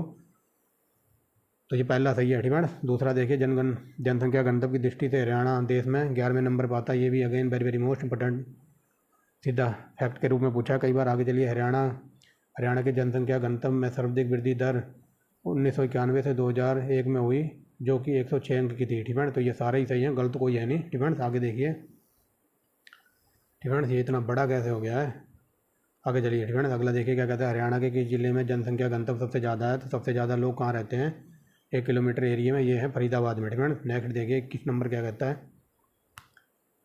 जनसंख्या। ठीक है, जनसंख्या 2000 के अनुसार निम्न में से कौन सा जिला हरियाणा में सबसे कम घनत्व वाला है। तो सबसे कम घनत्व वाला है सिरसा। ठीक है, सबसे ज़्यादा है फरीदाबाद और सबसे कम है सिरसा। ठीक है, और सिरसा के बारे में पूरा डिटेल में बता रखा है। आगे चलिए, आगे देखिए। ठीक है, 2011 की जनगणना के अनुसार हरियाणा का लिंगानुपात, ठीक है, जो राष्ट्रीय औसत लिंगानुपात का कितना है, तो ये 64%। ठीक है, 64। और कई बार हज़ारों बार ये क्वेश्चन पूछा हुआ। ठीक है, चाहे रेलवे ग्रुप डी का एग्जाम हो या सी का हो या फिर हो UPPCS का, ऑल इंडिया अकॉर्डिंग, ठीक है, भारत के अकॉर्डिंग ये पूछ लेगा कि पूरे भारत में सबसे लिंगानुपात कम किस राज्य का है, तो ये हरियाणा का। ठीक है, हरियाणा का है 879। ठीक है, याद रखेंगे। और ये यहाँ पर पूछ रहा है यहाँ पर पूछा है कि हरियाणा का लिंगानुपात इतना है, जो राष्ट्रीय औसत लिंगानुपात का कितना है, तो ये 64 है। ठीक है, नेक्स्ट देखिए अगला क्या कहता है, निम्न में से, ठीक है, निम्न में से हरियाणा में अधिकतम लिंगानुपात वाले जिले कौन से हैं। ठीक है, तो अधिकतम लिंगानुपात सबसे ज़्यादा लिंगानुपात है नूहू, फरीदाबाद, रेवाड़ी, फिर सिरसा। ठीक है, नूहू, फरीदाबाद, क्या बोल रहा हूँ मैं। ठीक है, नूहू, फतेहाबाद, रेवाड़ी और सिरसा। ठीक है, वेरी वेरी मोस्ट इंपॉर्टेंट है ये। आगे चलते हैं और इस वर्ड को समझ लो, अवरोही। ठीक है, अवरोही का मतलब होता है घटते क्रम में, यानी कि सबसे बड़ा, फिर उससे छोटा, फिर उससे छोटा, फिर उससे छोटा। ठीक है, और पूछे कि अवरोही पूछे तो मतलब बड़े से फिर छोटा, फिर छोटा, छोटा ऐसे। ठीक है, और आरोही पूछे तो आरोही इसका होता है अल्टरनेटिव, यानी कि उल्टा। ठीक है, आगे चलते हैं। जनगणना 2011 के अनुसार हरियाणा के किस जिले में लिंगानुपात न्यूनतम था, तो ये गुरुग्राम। ठीक है, नेक्स्ट देखिए, 2011 के अनुसार राज्य में 0 से 6 आयु वर्ग की जनसंख्या का अनुपात 13.3%, जो राष्ट्रीय अनुपात से कितना कम है, तो ये 0.3% कम है। ठीक है, इंडिया के अकॉर्डिंग। आगे चलिए, वर्ष 2011 की जनगणना के अनुसार हरियाणा में शिशु लिंगानुपात देश के सभी राज्यों और केंद्र शासित प्रदेशों में कौन से स्थान पर है, तो ये 35वें। ठीक है, 35वें स्थान पर है। समझ रहे होंगे। ठीक है, हरियाणा सबसे लास्ट नंबर पर है ना, सबसे लास्ट में राज्यों में बात कर रहे हैं। ठीक है, और 8 केंद्र शासित प्रदेश हैं। ठीक है, तो आप ऐसे भी जोड़ सकते हो। ठीक है, आगे चलते हैं। आई थिंक अब 27 राज्य है ना, 27 में और 8 केंद्र शासित प्रदेश हैं, तो 27 में ये केंद्र शासित प्रदेश भी जोड़ दो तो ये आ जाएगा 35। ठीक है, और अदरवाइज आप इसको याद रखना कि पूरे देश में जो बच्चों का अनुपात है, ठीक है, हरियाणा में शिशु लिंगानुपात है सभी राज्यों और केंद्र शासित यानी कि UT को भी मिलाकर, तो ये 35वें नंबर पर है। ठीक है, आगे चलिए। जनगणना 2011 के अनुसार राज्य में 0 से 6 आयु वर्ग के बच्चों का लिंगानुपात कितना दर्ज है, तो ये 834। ठीक है, 2011 के अकॉर्डिंग तो ये 834 बच्चे थे। ठीक है, 0 से 6 आयु वर्ग के। आगे देखिए, राज्य में अधिकतम शिशु लिंगानुपात 0 से 6 वर्ष आयु वर्ग वाले जिलों को अवरोही क्रम, ये देखिए अवरोही यानी कि बढ़ते क्रम में। ठीक है, तो सबसे ज़्यादा है बच्चे 0 से 6 साल के बच्चे कहाँ पर हैं, तो सिरसा, फिर उसके बाद पंचकुला, फिर पलवल और फिर नूहू। ठीक है, नेक्स्ट देखिए क्या कहता है, राज्य के न्यूनतम शिशु लिंगानुपात 0 से 6 आयु वर्ग वाले जिलों को आरोही क्रम में सजाना है। ठीक है, आरोही क्रम में यानी कि बढ़ते क्रम में। तो देखिए सबसे ज़्यादा बच्चे 0 से 6 साल के कहाँ हैं, तो ये महेंद्रगढ़, फिर झज्जर, फिर रेवाड़ी, फिर सोनीपत। नेक्स्ट देखिए, इस पर वेरी वेरी मोस्ट इंपोर्टेंट लगा लो। वर्ष 2011 के अकॉर्डिंग हरियाणा की साक्षरता दर कितनी है, तो ये 75.60%। ठीक है, लगभग 100 में से 75% लोग हरियाणा में पढ़े लिखे हुए हैं 2011 की जनगणना के अकॉर्डिंग। आगे देखिए, वर्ष 2011 में साक्षरता दर में कितनी वृद्धि हुई थी, तो 7.7%। ठीक है, याद रखेंगे 2011 की जनगणना हुई थी तो उसमें साक्षरता दर कितनी इंक्रीज हुई है, तो 7.7%। नेक्स्ट देखिए, हरियाणा का सबसे पढ़ा लिखा जिला या फिर शिक्षित शहर कौन सा है या फिर जिला कौन सा है, तो यह है गुरुग्राम। ठीक है, गुरुग्राम, ये देखिए। और यहाँ बताना है कि 2011 की जनगणना के अकॉर्डिंग सबसे कम साक्षरता दर कहाँ है, तो ये no doubt about that Mewat Nuh. ठीक है, ये हज़ारों बार क्वेश्चन पूछे हैं, ये इंपॉर्टेंट क्वेश्चन चल रहे हैं। ठीक है, आगे चलिए। यहाँ पर बताना है हरियाणा में अधिकतम और न्यूनतम पुरुष साक्षरता दर कहाँ है। ठीक है, तो देखिए सबसे ज़्यादा पढ़े लिखे हैं रेवाड़ी में लोग और सबसे कम है नूहू में। ठीक है, यहाँ पर बात हो रही है मेल कैंडिडेट की। ठीक है, नेक्स्ट देखिए, 2011 की जनगणना के अनुसार हरियाणा के किस जिले में महिला साक्षरता दर सबसे ज़्यादा है, तो सबसे ज़्यादा लेडीजें पढ़ी लिखी हैं गुरुग्राम की। आगे चलिए, हरियाणा के किस क्षेत्र में महिला साक्षरता दर न्यूनतम है, तो ये मेवात नूहू। ठीक है, वेरी वेरी मोस्ट इंपोर्टेंट है ये। आगे देखिए, ठीक है, यहाँ पर बताना है सही कथन का चयन करना है, तो हमें सही देखना है। तो देखिए हरियाणा, ठीक है, हरियाणा के रेवाड़ी में पुरुष साक्षरता दर 91.44% है। ठीक है, तो ये वेरी वेरी मोस्ट इंपोर्टेंट है। ठीक है, याद रख लेना, हरियाणा में जो पुरुष साक्षरता दर है रेवाड़ी की, तो ये लगभग 91% लोग पढ़े लिखे हैं। ठीक है, ये सही है हरियाणा। ठीक है, हरियाणा के नूहू की पुरुष साक्षरता दर 69.94% है, सबसे कम। ठीक है, ये सही है। नेक्स्ट देखिए क्या कहता है, हरियाणा के गुरुग्राम में महिला साक्षरता दर 77.98% है। ठीक है, ये भी सही है। चौथा देखिए क्या कहता है, हरियाणा का पंचकुला दूसरा सबसे अधिक महिला साक्षरता दर वाला जिला है। ठीक है, तो बताना है कौन सा कथन सही है, तो ये हो जाएगा सारे ही सही है। ठीक है, ये सारे ही सही लग रहे हैं पढ़ने के बाद। Option number D. ठीक है, दोबारा देख लो, स्क्रीनशॉट लेते हो तो ले लो, नहीं तो आगे चलते हैं। नेक्स्ट देखिए, ठीक है, इस पर वेरी वेरी मोस्ट इंपोर्टेंट लगाओ। जनगणना 2011 के अनुसार हरियाणा राज्य की कुल ग्रामीण जनसंख्या कितनी है। ठीक है, तो टोटल जनसंख्या तो है 2,53,00,000। ठीक है, और उसमें पूछिए कि गाँव में जनसंख्या कितनी है, तो ये गाँव वालों की है 1,65,09,359। ठीक है, आगे देखिए 40 नंबर क्या कहता है, हरियाणा। ठीक है, हरियाणा में 2011 की जनगणना के अनुसार जनसंख्या का कितना परसेंट ग्राम क्षेत्र है। ठीक है, यानी कि कितने लोग गांव में रहते हैं। ठीक है, तो ये 65% लोग हरियाणा के 100 में से 65% लोग गांव में रहते हैं। ठीक है, याद रखेंगे, मान लो 100 व्यक्ति है ना, टोटल पूरा 100% होता है, तो 100 में से 35% लोग रहते हैं शहरों में। ठीक है, अगर यहाँ पर पूछा है ग्राम, ठीक है, यानी कि गाँव की बात हो रही है, तो गाँव में रहते हैं 65%। अगर ये पूछ ले शहरों में कितने रहते हैं, तो फिर 100 में से 65 हटा दो, तो ये आ जाएगा 35 पॉइंट कुछ। ठीक है, समझ गए होगे। आगे चलते हैं। नेक्स्ट देखिए, जनगणना 2011 के अनुसार हरियाणा में नगरीय जनसंख्या कितनी है, तो ये नगरीय देखिए कितनी है। ठीक है, 1,65,00,000 तो थी, अभी कुछ देख के आए तो वो गाँव वालों की थी। और शहरी जनसंख्या है 88,82,103 व्यक्ति लोग शहरों में रहते हैं। ठीक है, आगे चलिए। जनगणना 2011 के अनुसार ग्रामीण और नगरीय आबादी की दृष्टि से हरियाणा का कौन सा स्थान है, तो ये है 17वां और 14वां। ठीक है, दोबारा देखिए। ठीक है, यहाँ पर पूछा ग्रामीण। ठीक है, ग्रामीण यानी कि गांव वाले, गांव के अकॉर्डिंग ग्रामीण, तो ये 17वें नंबर पर है, और नगरीय के अकॉर्डिंग तो ये 14वें नंबर पर है हरियाणा पूरे देश में। ठीक है, आगे चलते हैं। ठीक है, क्लियर हो गया वो, आगे चलते हैं। यहाँ पर बताना कौन सा कथन सही है। ठीक है, ये very very most important question है, और ये क्वेश्चन HCS के पेपर से उठाया मैंने। ठीक है, तो देखिए, जनगणना 2011 के अनुसार राज्य की ग्रामीण जनसंख्या वृद्धि दर 9.85% तथा शहरी जनसंख्या वृद्धि दर 44.59% थी। ठीक है, यहाँ पर सही बताना है, तो पहला तो पढ़ के ही सही लग रहा है। ठीक है, एक सेकेंड, यहाँ पर हाँ सही नहीं है। ठीक है, ये बताना कि कौन सा कथन सही नहीं है। ठीक है, तो पहला तो पढ़ के सही लग रहा है, ये सही है। ठीक है, वेरी राइट। नेक्स्ट देखिए, राज्य। ठीक है, मैं ये इसलिए पढ़ रहा हूँ, क्या पता यहीं से क्वेश्चन बन जाए, वरना यहाँ पर गलत बताना है ना, तो गलत तो सीधा ऑप्शन नंबर डी है। ठीक है, मैं इसको क्लिक करके आगे भी बढ़ सकता था, लेकिन पढ़ेंगे सारे, क्योंकि क्या पता क्वेश्चन कहाँ से बन जाए। ठीक है, तो ये पहला सही है। दूसरा देखिए, राज्य के शहरी क्षेत्रों का लिंगानुपात 873 तथा ग्रामीण क्षेत्रों का लिंगानुपात है 882, ठीक है ना। ये क्वेश्चन ये बताने की कोशिश कर रहा है दूसरी स्टेटमेंट की जो हरियाणा में शहरी है यानी कि शहरों में जो लिंगानुपात है ये 873 है और गांव वालों का है 882, ठीक है ना। ये दोनों सही हैं।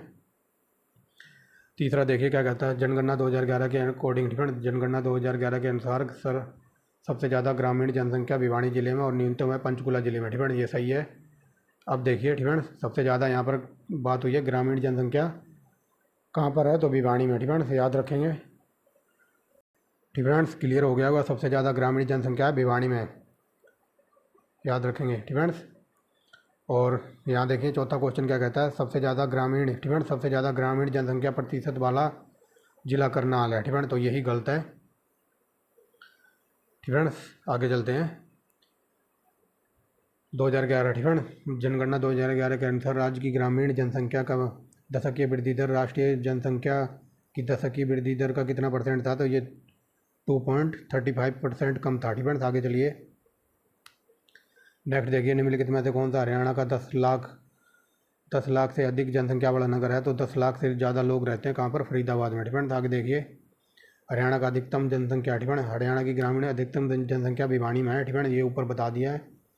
आगे चलिए, ठीक है, यहाँ पर देख लीजिए, क्लियर कर लीजिए। यहाँ पर पूछा है कि सबसे जो अधिकतम जनसंख्या वो भी ग्रामीण, ठीक है, गाँव की सबसे ज़्यादा जनसंख्या तो ये भिवानी की है, ठीक है। ग्रामीण जनसंख्या सबसे ज़्यादा भिवानी जिले में रहती है। नेक्स्ट देखिए कि हरियाणा में अधिकतम और न्यूनतम नगरीय जनसंख्या वाले जिले, तो अधिकतम, ठीक है, यहाँ पर पूछा अधिकतम, तो अधिकतम है फरीदाबाद और सबसे नगरीय जनसंख्या कम है तो ये नूहू। नेक्स्ट देखिए क्या कहता है, हरियाणा की कुल शहरी जनसंख्या में 0 से 6 वर्ष के बच्चों की संख्या कितनी है, तो शहरों में बच्चे हैं 10,95,609। आगे देखिए, जनगणना 2011 के अनुसार, ठीक है, राज्य की कुल ग्रामीण जनसंख्या में 0 से 6 बच्चों की संख्या कितनी है, ठीक है। ऊपर हमने देख ली शहरी जनसंख्या, ठीक है, बच्चों की शहरों में कितने रहते हैं, तो एक सेकंड दोबारा देख लीजिए। शहरों में बच्चों की संख्या है 0 से 6 साल के बच्चों की जनसंख्या है 10,95,906। और यहाँ पर पूछा ग्रामीण, ठीक है, 0 से 6 साल के बच्चों की ग्रामीण जनसंख्या गाँव में कितने रहते हैं, तो ये मिलेंगे 22,85,112, ठीक है। आगे चलते हैं, आई होप क्लियर हो रहा होगा।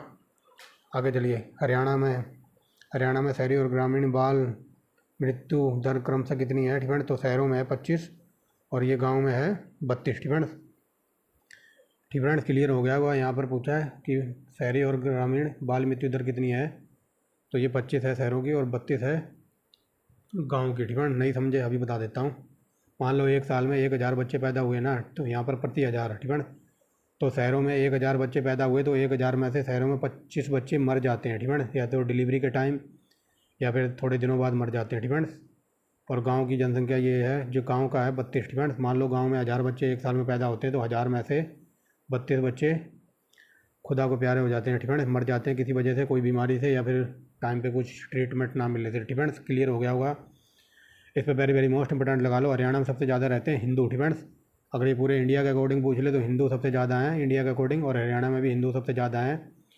और ये पूछ ले पूरे भारत में हिंदू, ठीक है। अगर हिंदू ऑप्शन में ही ना हो तो उसके बाद लगाएंगे मुस्लिम पे, ठीक है। सबसे ज़्यादा अपने इंडिया में है हिंदू, उसके बाद आएगा मुस्लिम और उसके बाद क्या आएगा, उसके बाद आएंगे सिख, ठीक है। उसके बाद आएंगे सिख और उसके बाद आएंगे कौन, जैन, ठीक है, जैन। अगर ये पूछ ले कि सबसे कम जनसंख्या किसकी है, तो ये सबसे कम रह गए हैं बुद्धिस्ट, यानी कि बौद्ध लोग बहुत कम हैं, ठीक है। नेक्स्ट देखिए, हरियाणा में सबसे ज़्यादा हिंदू रहते हैं तो ये महेंद्रगढ़ जिले में मिलेंगे आपको। नेक्स्ट देखिए, पंचकुला में निम्नलिखित में से किसकी अधिकता पाई जाती है, तो बौद्ध धर्म के लोग, बुद्धिस्ट लोग पंचकुला में ज़्यादा मिलेंगे।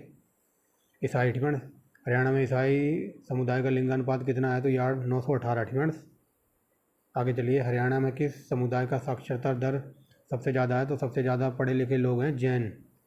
नेक्स्ट देखिए क्या कहता है, निम्नलिखित में से कौन सा कथन सही है, ठीक है। तो चलिए देखते हैं कौन सा कथन सही है। तो पहला देखिए, राज्य में नूहू जिले में सर्वाधिक मुस्लिम जनसंख्या निवास करती है, तो आपने देखा होगा फरीदाबाद बल्लभगढ़ साइड, तो उधर मुस्लिम एरिया ज़्यादा है, ठीक है। तो ये पढ़ के ही पहला सही लग रहा है। दूसरा देखिए, सिखों की सर्वाधिक जनसंख्या सिरसा में है, ठीक है। तो ये पढ़ के ही सही लग रहा है, ये सही है, ठीक है। आगे देखिए, राज्य में जैनों की सर्वाधिक जनसंख्या गुरुग्राम में पाई जाती है, तो सारे ही पढ़ के सही लग रहे हैं, ये ऑप्शन नंबर डी, ठीक है। ये तीनों सही हैं।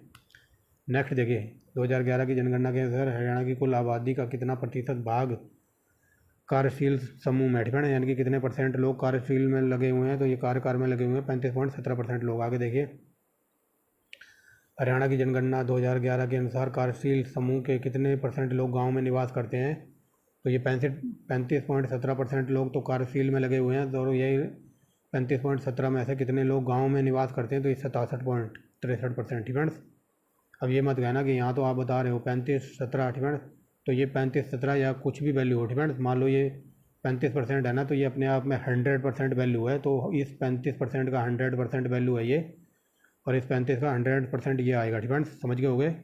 यानी कि ये 35 पूरा 100 है ना, मान लो हर चीज़ एक 100% होती है। मान लो आप एक शर्ट लेके आए, ठीक है, या एक जोड़ी जूती लेके आए, ठीक है, या जूते लेके आए, कुछ भी, ठीक है, एक जोड़ी जूते लेकर आए अपने लिए, तो वो पूरे 100% है ना, तो हर चीज़ एक 100% होती है, ठीक है, तो समझ गए होगे। तो ये वही बात बताई जा रही है कि जो, ठीक है, कार्यशील समूह के लोग जो गाँव में निवास करते हैं, तो इसका 67%, ठीक है। आगे चलिए, निम्नलिखित में से कौन सा कथन सही है, ठीक है, तो देखिए, राज्य की कार्यशील आबादी के 78.68% लोग कामगार तथा 21.32% लोग सीमांत कामगार हैं, ठीक है, ये वेरी वेरी मोस्ट इंपॉर्टेंट है, ये सही है, पहला पढ़ के सही लग रहा है। दूसरा देखिए, कार्यशील समूह, ठीक है, ये UHCS के पूछे हुए क्वेश्चन है, ठीक है, इसलिए थोड़ा डीप लेवल के हैं, ठीक है। दूसरा देखिए क्या कहता है, कार्यशील समूह 44.96% लोग कृषि कार्य में संलग्न है, ठीक है। जो कार्यशील लोग हैं, कार्यशील लोगों की आबादी 78% है, और 78 में से भी 44% लोग खेती बाड़ी करते हैं, ठीक है। आगे देखिए, कुल कामगारों का 2.94% लोग घरेलू कार्य में कार्यस्थ हैं, तो ऑप्शन नंबर डी ये सारे ही सही हैं, ठीक है। आगे देखिए, हरियाणा में ग्रामीण जन्म दर कितनी है, तो यह है 21.9 प्रति हज़ार, ठीक है। आगे चलिए, नेक्स्ट देखिए क्या कहता है, हरियाणा 2011 के अनुसार हरियाणा में अनुसूचित जनजातियों की संख्या कितनी है, तो ये हो जाएगा ऑप्शन नंबर ए 51,13,615, ठीक है।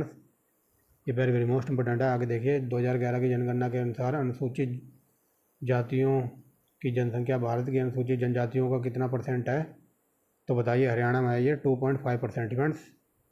नेक्स्ट देखिए क्या कहता है, जनगणना 2011 के अनुसार हरियाणा की अनुसूचित जातियों की कुल साक्षरता दर, तो ये 66.85% लोग पढ़े लिखे हुए हैं अनुसूचित जनजातियों में भी। नेक्स्ट देखिए, हरियाणा की अनुसूचित जनजातियों का लिंगानुपात कितना है, तो ये 887, ठीक है, समझ गए होंगे, हरियाणा का है इतना, बट यहाँ पूछा अनुसूचित जनजातियों का लिंगानुपात, तो ये है इससे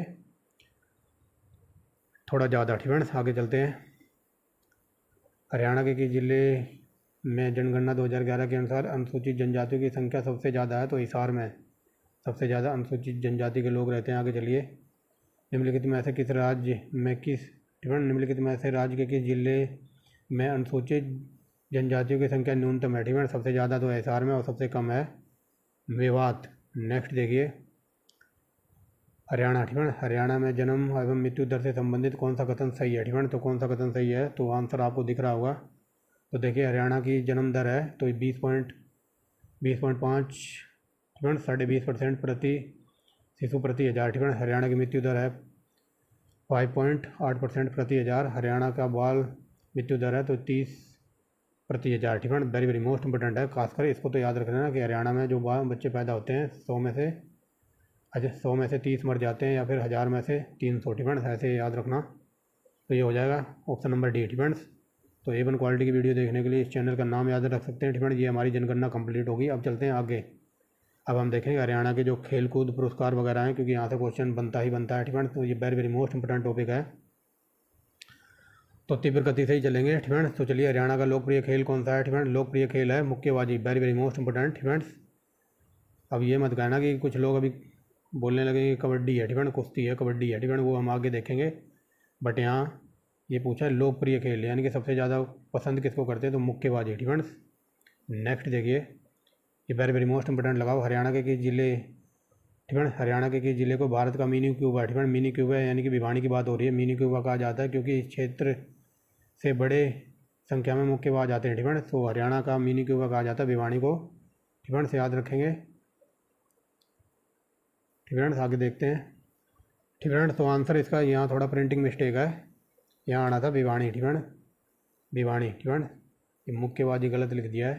ठीक है, आप यहाँ से पकड़ सकते हो कि हरियाणा के किस ज़िले को भारत का मिनी क्यूबा कहा जाता है, तो यहीं से पकड़ सकते हो पहली लाइन से। ठीक है, तो भिवानी को मिनी क्यूबा कहा जाता है।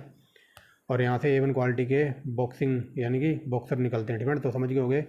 यहाँ थोड़ी प्रिंटिंग मिस्टेक है, इसका आंसर हो जाएगा भिवानी। ठीक है, भिवानी। नेक्स्ट चलते हैं। तो ये देखिए, इस पर वेरी मोस्ट इंपॉर्टेंट निकालो, और ये लॉलीपॉप क्वेश्चन है, हज़ारों बार पूछा है।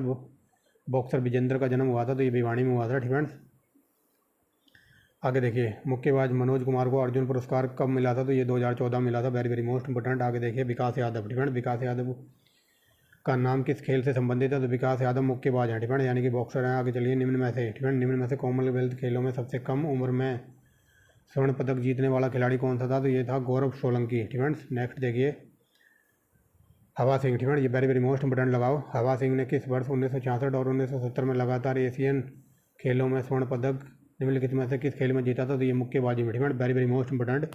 जब मैंने आपको पहला पार्ट कराया था ना 200 क्वेश्चन हरियाणा जी के। ठीक है, तो उसमें मैंने बताया था कि ये जो हवा सिंह है, कई बार क्वेश्चन ये पूछा जाता है कि भिवानी में बॉक्सिंग क्लब की स्थापना किसने की थी, तो हवा सिंह ने की थी। कब की थी, 2003 में की थी। कहाँ पर की थी, भिवानी में की थी। ठीक है, याद रखेंगे। तो ये हवा सिंह कौन थे, तो ये बॉक्सर थे। ठीक है, नेक्स्ट देखिए, हरियाणा के किस जिले को मिट्टी का खेल कहा जाता है। ठीक है, हरियाणा के किस खेल को मिट्टी का खेल कहा जाता है, तो ये कबड्डी। ठीक है, याद रखेंगे, हरियाणा के कबड्डी खेल को मिट्टी का खेल कहा जाता है। ठीक है, नेक्स्ट देखिए, राष्ट्रीय स्तर पर। ठीक है, राष्ट्रीय स्तर पर प्रो कबड्डी लीग में हरियाणा स्टीलर्स ने किस वर्ष भाग लिया था, तो ये लिया था 2017। ठीक है, जो कबड्डी का प्रो लीग 9 सीजन चल रहा है ना, तो ठीक है, तो यहाँ पर हरियाणा जो कबड्डी की जो प्रो लीग वगैरह स्टार्ट करवाई है सरकार ने, तो हरियाणा की टीम ने उसने 2017 में भाग लिया था। ठीक है, ऐसे समझिए। नेक्स्ट देखिए, सुरेंद्र नाडा का जन्म हरियाणा के झज्जर में हुआ था। ठीक है, नेक्स्ट देखिए, दीपक। ठीक है, दीपक हुड्डा का निवास स्थान कौन सा है, क्या बोल दिया मैंने। ठीक है, राज्य में दीपक हुड्डा निवास का संबंध। ठीक है, दीपक निवास हुड्डा का संबंध, ये नाम ही है क्या इनका। ठीक है, इनका नाम है दीपक निवास हुड्डा। ठीक है, तो ये हरियाणा में कबड्डी खेलते हैं। ठीक है, मैं सोच रहा था ये लिखा है कि दीपक हुड्डा का निवास स्थान कौन सा है। ठीक है, तो दीपक निवास हुड्डा, तो ये कबड्डी खेलते हैं, ऐसे याद रखना। ठीक है, आगे चलते हैं। हरियाणा का राजकीय खेल। ठीक है, तो ये आया A1 क्वालिटी का क्वेश्चन। ठीक है, अगर ये पूछ ले राजकीय खेल कौन सा है, तो कुश्ती। ठीक है, अगर लोकप्रिय खेल पूछ ले तो फिर क्या लगाओगे, बताओ। मुक्केबाजी। ठीक है, जो कि पहला ही क्वेश्चन था। आगे चलिए, हरियाणा के किस खिलाड़ी ने वर्ष 1958 में कार्ड्रिक। ठीक है, ये कार्ड्रिक नाम की जगह ब्रिटेन में यानी कि इंग्लैंड में पड़ती है। ठीक है, समझ रहे होगे। तो कार्ड्रिक के राष्ट्रमंडल खेलों में स्वर्ण पदक जीतने वाले प्रथम खिलाड़ी होने का गौरव प्राप्त किया था, तो ये थे option number A Leelaram Sangwan. ये वेरी वेरी मोस्ट इंपोर्टेंट नाम है। ठीक है, आगे चलिए, कुश्ती खिलाड़ी को रुस्तम ए हिंद की उपाधि दी गई थी। ठीक है, तो बताइए कौन किसको दी गई थी, सज्जन सिंह। ठीक है, सज्जन सिंह कुश्ती खेलते थे और इन्हीं को रुस्तम ए हिंद की उपाधि दी गई थी। ठीक है, याद रखेंगे। ठीक है, ये सज्जन सिंह कौन है, तो ये कुश्ती के खिलाड़ी हैं और इनकी उपाधि थी रुस्तम ए हिंद। अगर ये मैं पूछ लूँ केसर ए हिंद। ठीक है, केसर ए हिंद किसको कहते थे, तो फिर जाएंगे हम महात्मा गांधी की तरफ। ठीक है, वेरी वेरी मोस्ट इंपोर्टेंट है। ठीक है, और केसर हिंद की उपाधि महात्मा गांधी ने अंग्रेजों के मुंह पर कब मारी थी, उतार कर, तो ये मारी थी 1919 में, जब जलियांवाला बाग हत्याकांड हुआ था। ठीक है, ये सब हम डिटेल में पढ़ चुके हैं। आगे चलिए, मास्टर चांदगी राम का संबंध, तो ये चांदगी राम भी कुश्ती खेलते थे। आगे चलिए, लंदन ओलंपिक। ठीक है, लंदन ओलंपिक खेलों में योगेश्वर दत्त ने कांस्य पदक जीता था। ठीक है, और ये कुश्तीबाजी करते हैं। गीता फोगाट का जन्म, तो ये लॉलीपॉप क्वेश्चन है, ये भिवानी में इनका जन्म हुआ था। आगे देखिए। ठीक है, अगला क्वेश्चन क्या कहता है, हरियाणा की पहली महिला कुश्तीबाज जिसने राष्ट्रीय मंडल खेलों में स्वर्ण पदक दिलाया था, तो ये थी बबीता फोगाट। नेक्स्ट देखिए, कौन से प्रसिद्ध व्यक्ति को रोहतक के मोखरा गांव से संबंध है। ठीक है, तो रोहतक के मोखरा गांव में संबंध है ये साक्षी मलिक। ठीक है, साक्षी मलिक का जन्म स्थान है रोहतक। ठीक है, नेक्स्ट देखिए, 21वां नंबर क्या कहता है, ओलंपिक। ठीक है, ओलंपिक में कुश्ती प्रतियोगिताओं में पदक जीतने वाली प्रथम भारतीय पहलवान कौन थी, तो बताइए ये कौन थी, तो ये हो जाएगा साक्षी मलिक। ठीक है, आगे चलते हैं। दिखाई दे रहा होगा, आई होप क्लियर। नेक्स्ट देखिए क्या कहता है, विश्व कुश्ती प्रतिस्पर्धा में 2 पदक जीतने वाले पहले भारतीय पहलवान थे, तो ये Bajrang Punia. Very very most important. Arjun पुरस्कार विनेश फोगाट को कब मिला था? ठीक है, तो बता सकता कोई कब मिला था? ठीक है, यहाँ पर पूछ रहे हैं तो विनेश फोगाट का संबंध कुश्ती से है। ठीक है, तो अर्जुन पुरस्कार इनको कब मिला था? तो आप कमेंट बॉक्स में बताना। ठीक है, कब मिला था? ठीक है, और ये विनेश फोगाट कुश्ती खेलती हैं और जिसके लिए इनको अर्जुन पुरस्कार मिला था, तो ये किस सन में मिला था, ये आप बताएंगे कमेंट बॉक्स में। 5-6 तारीख को पेपर है ना, तो मैं भी देखूँ किसकी तैयारी है। ठीक है, आगे देखिए निम्नलिखित में से कौन हरियाणा का पहलवान नहीं है? तो ये जगदीश सिंह। ठीक है, जगदीश सिंह कहाँ से आते थे?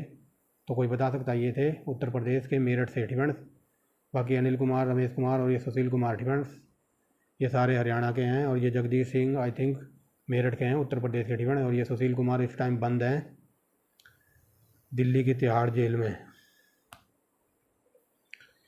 आगे चलिए। ठीक है, निम्नलिखित में से हरियाणा का कौन सा खिलाड़ी कुश्ती से नहीं जुड़ा है? ठीक है, तो ये चांदगी राम। ठीक है, चांद राम। आगे चलते हैं। गगन नारंग को किस वर्ष राजीव गांधी खेल रत्न पुरस्कार मिला था? 2011 में। आगे चलिए। कॉमनवेल्थ खेलों में सबसे कम उम्र में पदक जीतने वाले खिलाड़ी थे, तो ये थे अनीश भानवाला। नेक्स्ट देखिए, मनु भाकर ने। ठीक है, मनु भाकर ने ISSF में वर्ल्ड कप में स्वर्ण पदक जीता। तो ये मनु भाकर कौन है? तो ये है तीरंदाजी यानी कि आर्चरी। ठीक है, निशानेबाज हैं ये, जिसको कहते हैं इंग्लिश में आर्चरी। नेक्स्ट देखिए, हरियाणा में किस वर्ष राज्य एथलेटिक्स एसोसिएशन की स्थापना हुई थी? तो 1967। वेरी वेरी मोस्ट इंपॉर्टेंट है। सारे के सारे क्वेश्चन आगे देखिए। चांद राम ने किस खेल में पैदल चाल में स्वर्ण पदक जीता था? ठीक है, तो ये 9 में। ठीक है, 9वें एशियाई खेल में इन्होंने पैदल चाल में स्वर्ण पदक अपने नाम किया था। आगे देख चलिए। दीपा मलिक ने वर्ष 2016 में पैरा ओलंपिक में कौन सा पदक जीता था? ये रजत पदक। नेक्स्ट देखिए, सीमा पुनिया अंतिल ने किस वर्ष ओलंपिक खेल में रजत पदक जीता था? 2018। आगे चलिए। हरियाणा के प्रसिद्ध खिलाड़ी गीता जुत्सी, ये वेरी वेरी मोस्ट इंपॉर्टेंट है, ये एथलीट हैं। ठीक है, और कई जगह ये दौड़ भी लिखा मिलेगा। ठीक है, अब आपका हो गए। ठीक है, जो हाल फिलहाल में जो कॉमनवेल्थ वगैरह गेम हुए हैं, किसने किसने पदक जीते, हरियाणा में कितने पदक आए, तो उन सारे एक एक टॉपिक क्लियर करा रखा है। ठीक है, जो 930 क्वेश्चन कराए हैं ना, जो हाल फिलहाल में कॉमनवेल्थ गेम में हरियाणा के खिलाड़ियों ने धूम मचाई वगैरह है। ठीक है, तो वो सब करंट अफेयर का टॉपिक है और वो करंट अफेयर में सब कुछ क्लियर करा रखा है। ठीक है, तो आप वहाँ जाके देख सकते हैं। नेक्स्ट देखिए, निम्नलिखित कथनों पर ध्यानपूर्वक पढ़िए। चलिए पढ़ते हैं, यहाँ पर बताना कौन सा कथन सही है। ठीक है, तो चलिए देखते हैं कौन सा कथन सही है। ठीक है, तो चलिए देखते हैं। थोड़ा पानी वानी पी लो, मैंने तो पी लिया है। आगे देखिए, बहादुर सिंह। ठीक है, बहादुर सिंह को भारत सरकार द्वारा अर्जुन पुरस्कार, पद्मश्री पुरस्कार, द्रोणाचार्य पुरस्कार से सम्मानित किया गया। जो पहला पढ़ के ही सही लग रहा है। नेक्स्ट देखिए, सीमा पुनिया अंतिल जिम्नास्टिक खेल में अर्जुन पुरस्कार प्राप्त करने वाली प्रथम महिला थी। ये वेरी वेरी मोस्ट इंपॉर्टेंट है। नेक्स्ट देखिए क्या कहता है। मंजीत सिंह का जन्म 1 सितंबर 1989 को जींद जिले के उचाना गांव में हुआ। ये सही है। चौथा देखिए क्या कहता है। नीरज चोपड़ा को भारत सरकार ने वर्ष 2018 में राजीव गांधी पुरस्कार दिया था। ठीक है, तो ये चारों पढ़ के सही लग रहे हैं, तो ऑप्शन नंबर डी है। ठीक है, ये ऑप्शन नंबर डी। तो ये प्रसिद्ध नवाब मंसूर अली खान पटौदी। ठीक है, तो ये सैफ अली खान के बाप हैं। ठीक है, तो ये क्रिकेट खेलते थे। ठीक है, और ये ऐसे क्रिकेटर थे जो इंडिया की तरफ से खेले और इंग्लैंड की तरफ से भी खेले। ये 2 टीमों की तरफ से खेलते थे। सैफ अली खान के बाप पटौदी साहब। ठीक है, आगे चलते हैं। और ये क्रिकेट खिलाड़ी हैं। तो कपिल देव ने 1983 में वर्ल्ड कप जिताया था। ये लॉलीपॉप क्वेश्चन है। और कपिल देव हरियाणा के हरिकेन कहे जाते हैं और ये हरियाणा के चंडीगढ़ में इनका जन्म हुआ था। ठीक है, आगे चलिए। मुल्तान का सुल्तान, तो ये वीरेंद्र सहवाग को कहा जाता है, जो कि आते थे झज्जर से। ठीक है, ये वेरी वेरी मोस्ट इंपॉर्टेंट है। ठीक है, समझ गए होगे। मुल्तान ये पकड़ता है पाकिस्तान में, तो मुल्तान का सुल्तान अपना है वीरेंद्र सहवाग। ठीक है, इन्होंने मुल्तान पाकिस्तान में जाकर एक दिन में ही 309 रन ठोक दिए थे, इसीलिए इनको मुल्तान का सुल्तान कहते हैं। ठीक है, आगे चलिए। राज्य के निम्न खिलाड़ियों में से कौन सा खिलाड़ी क्रिकेट से संबंधित है? तो अजय रात्रा क्रिकेट खेलते थे, जोगिंदर राव और अजय जडेजा। तो ऑप्शन नंबर डी, ये सारे ही क्रिकेटर थे। नेक्स्ट देखिए, हरियाणा के किस हॉकी खिलाड़ी को गोल्डन गर्ल कहा जाता था? ये ममता खरब। वेरी वेरी मोस्ट इंपॉर्टेंट, ममता खरब गोल्डन गर्ल। नेक्स्ट देखिए, संदीप सिंह का खेल क्या है? तो ये हॉकी खेलते हैं।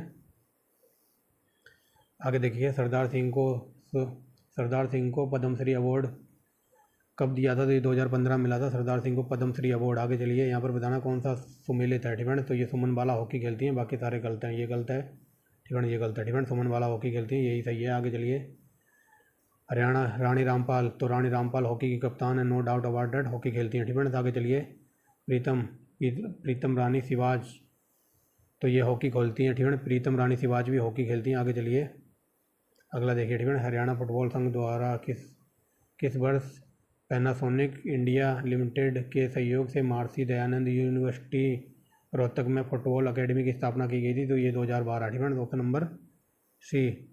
अनूप ठाकुर, तो ये बॉडी बिल्डिंग कंपटीशन में भाग लेते हैं, तो बॉडी बिल्डर हैं। कर्णम मल्लेश्वरी, तो ये भारोत्तोलन यानी कि वेट लिफ्टिंग से संबंधित हैं। साइना नेहवाल, ठीक है, तो ये बैडमिंटन की खिलाड़ी हैं। आगे चलिए शिवांगी पाठक, ठीक है, तो शिवांगी पाठक ये है माउंटेनियर यानी कि पर्वतारोही। आगे चलिए हरियाणा, ठीक है। हरियाणा के निम्न में से कौन सा खिलाड़ी वॉलीबॉल से संबंधित नहीं है? तो विकास चौधरी, ठीक है, ये वॉलीबॉल नहीं खेलते हैं।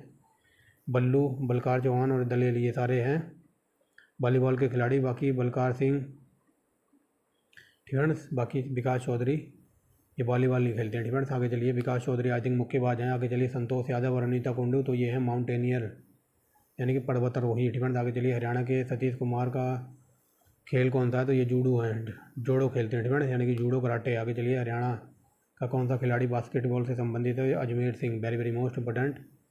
आशीष जाखड़, तो ये हैमर थ्रो, ठीक है, यानी कि भाला फेंकते हैं। ये भाला को बोलते हैं इंग्लिश में हमर, ठीक है। तो ये आशीष जाखड़ भाला फेंक के खिलाड़ी हैं। नेक्स्ट देखिए अंतर्राष्ट्रीय स्तर पर, ठीक है, अंतर्राष्ट्रीय खेलों में पदक विजेता या अंतर्राष्ट्रीय के खिलाड़ियों हेतु, ठीक है, सिंपल वे में समझिए। ये राम कथा लिखी हुई है, जैसे मारो गोली, ठीक है। ये पूछ रहा है कि हरियाणा के खिलाड़ी हैं जो एथलीट वगैरह हैं, तो उनको जो सरकारी नौकरी है समूह ग की और घ की, ठीक है, तो उसमें सरकारी को कोटा कितना मिलेगा? तो उनको 3% कोटा देने की बात कही गई है हरियाणा सरकार के द्वारा, ठीक है। हरियाणा सरकार हरियाणा के जो एथलीट वगैरह हैं या खिलाड़ी वगैरह हैं, तो उनको सरकारी नौकरी में 3% कोटा देगी, ठीक है, सिंपल वे में समझिए। भिवानी बॉक्सिंग क्लब की स्थापना तो ये बता दी है जगदीश सिंह, ठीक है, उर्फ हवा सिंह ने की थी 2003 में। आगे चलिए Rajiv Gandhi aero sports centre, तो ये महेंद्रगढ़ में स्थित है। हरियाणा शतरंज संघ की स्थापना 1983 में हुई थी। नेक्स्ट देखिए पहली बार, ठीक है, पहले सरदार प्रकाश सिंह मेमोरियल शतरंज प्रतियोगिता का आयोजन तो ये मुरथल में हुआ था, ठीक है, पहले।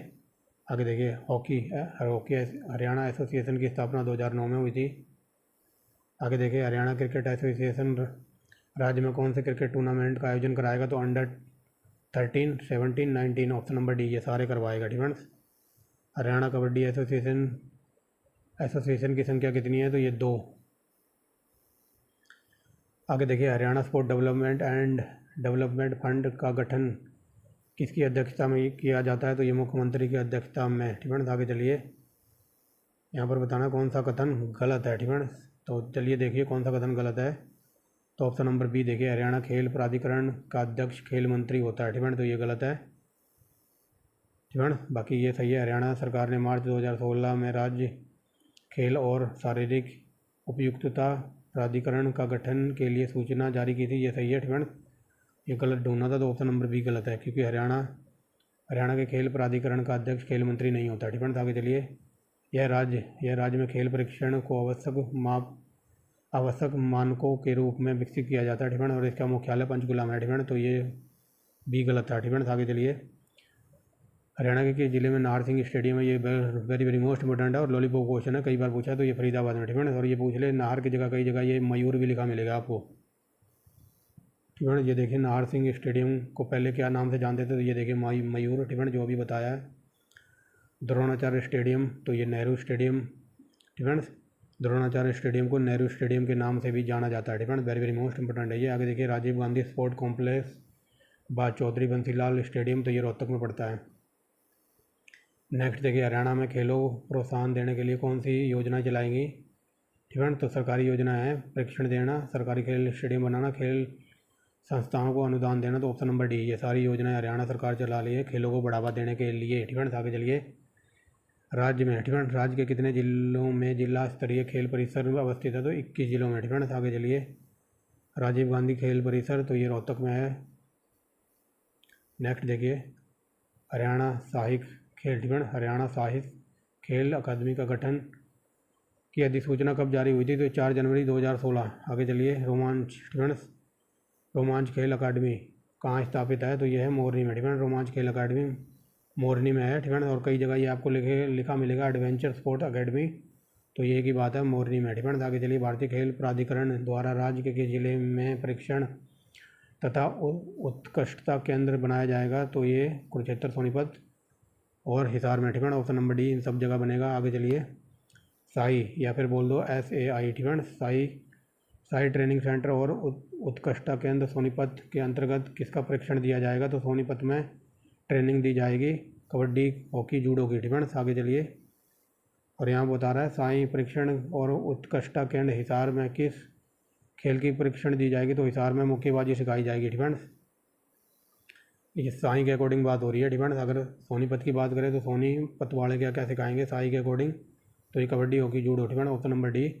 और यहाँ देखिए, साई प्रशिक्षण यानी कि साई ट्रेनिंग सेंटर में हिसार में, तो हिसार वाले सिर्फ मुक्केबाजी सिखाएंगे। ठीक है, आगे चलिए, यहाँ देखिए, Sai national boxing academy Rohtak की स्थापना तो ये 2017 में की गई थी। आगे चलिए, हरियाणा। ठीक है, हरियाणा में खेलकूद को बढ़ावा देने के उद्देश्य से कौन सी नीति लागू की गई है? तो ये खेल नीति 2015। ये वेरी मोस्ट इंपॉर्टेंट है।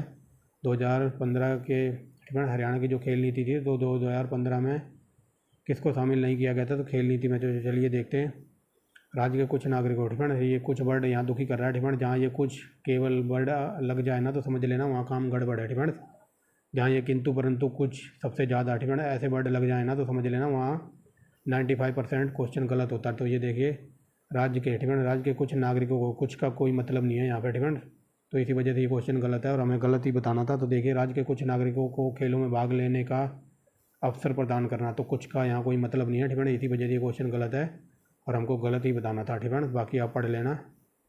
आगे चलते हैं। ठीक है, मई 2015 में हरियाणा सरकार ने अपनी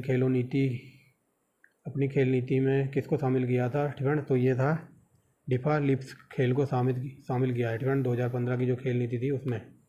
आगे देखिए, मई 2015 में हरियाणा सरकार ने अपनी खेल नीति में किस खेल को शामिल किया है? ठीक है, तो बताइए, ये रिपीट हो गया। ठीक है, ये 79 नंबर और 79 नंबर यहाँ भी है। ठीक है, तो ये रिपीट हो गया है, तो उसके लिए एक्सट्रीमली सॉरी।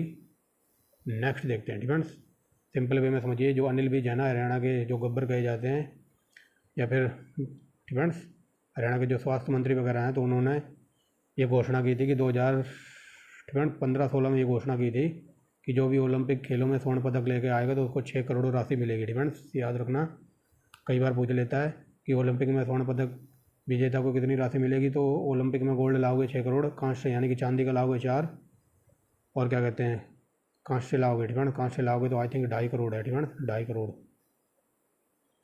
और ये घोषणा किसने की थी? तो ये अनिल विज ने की थी। ठीक है, आगे चलते हैं, ये देखिए 6 करोड़। आगे चलिए, अब थोड़ा इनके ही देख लेते हैं। ठीक है, हरियाणा सरकार की खेल नीति के अनुसार एशियन, ठीक है, एशियन खेल में स्वर्ण पदक विजेता को कितनी राशि मिलेगी? तो एशियन खेल में मिलेगी 3 करोड़। ठीक है, नेक्स्ट देखिए, हरियाणा सरकार खेल नीति 2015 के अनुसार कॉमनवेल्थ खेलों में स्वर्ण पदक विजेता को कितनी राशि मिलेगी? तो ये मिलेगी 1.5 करोड़।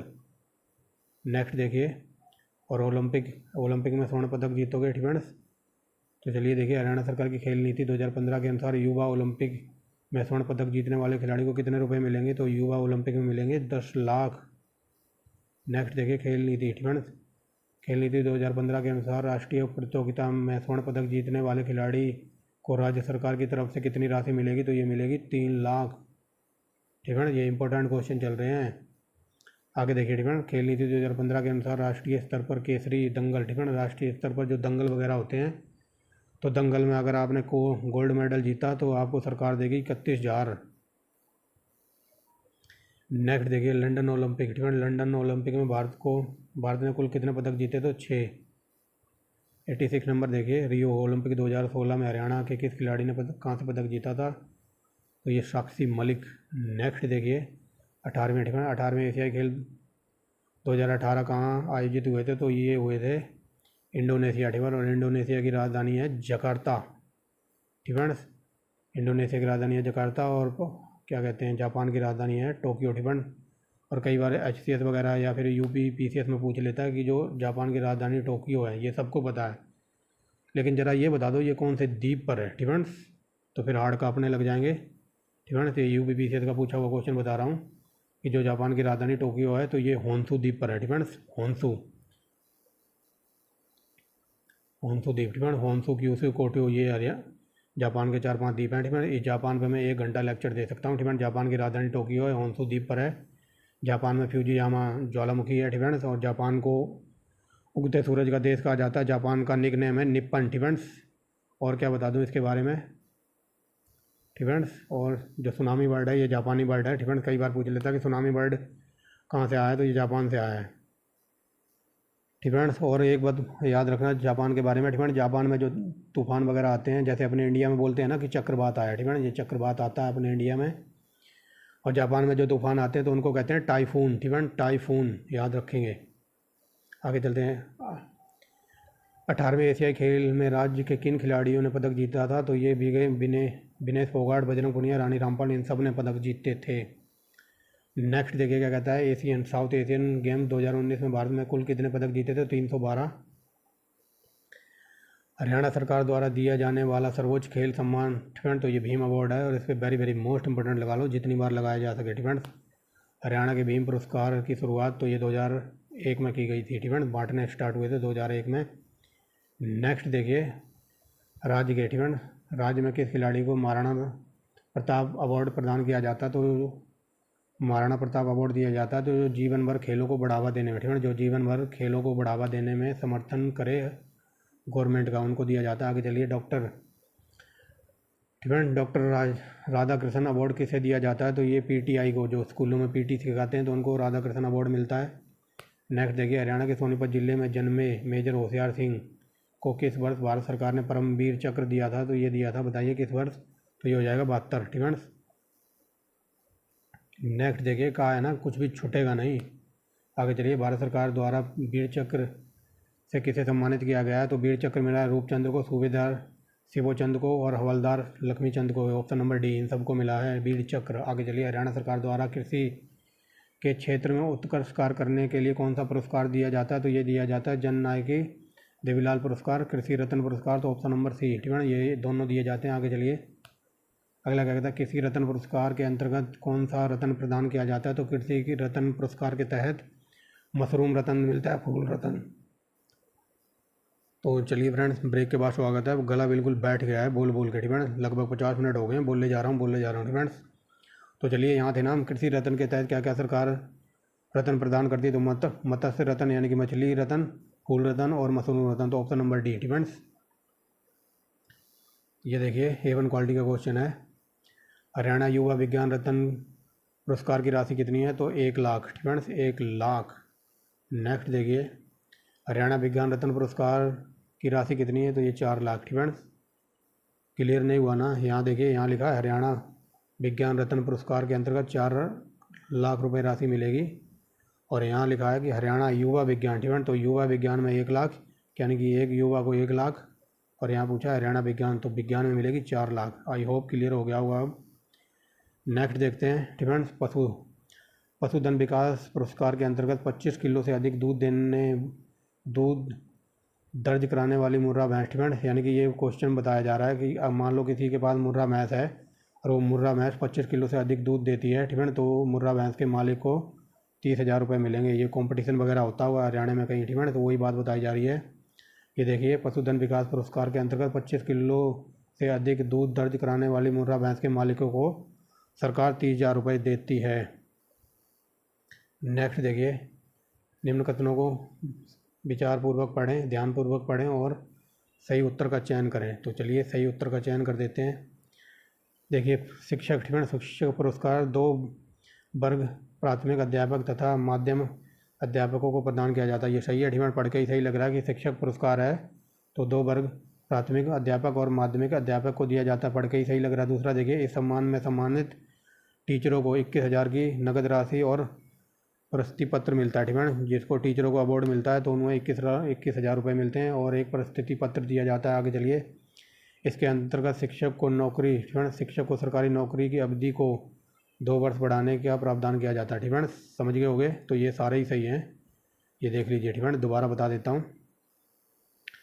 ठीक है, जो शिक्षक पुरस्कार होता है तो ये 2 टीचरों को, ठीक है, 2 लेवल पर दिया जाता है, एक प्राथमिक लेवल पर और एक माध्यमिक लेवल पर। ठीक है, और इनमें शिक्षकों को 21,000 रुपये की राशि मिलती है और एक मिलता है सर्टिफिकेट जिसको बोलते हैं प्रशस्ति पत्र। ठीक है, और जिस भी शिक्षक को ये शिक्षक पुरस्कार मिलता है तो उसकी रिटायरमेंट से 2 साल और नौकरी बढ़ा दी जाती है। ठीक है, ये देखिए सरकारी नौकरी की अवधि को 2 साल बढ़ाने का भी प्रावधान है। ठीक है, मान लो कोई 60 साल पे रिटायरमेंट होने वाला था तो 2 साल और बढ़ा दिए, तब वो 2 साल और पढ़ाएगा, ठीक है ना, यानी कि 2 साल की नौकरी और उसकी बहाल हो जाएगी। आगे चलिए, ठीक है ना, 1 सेकेंड, ठीक है ना, सही है।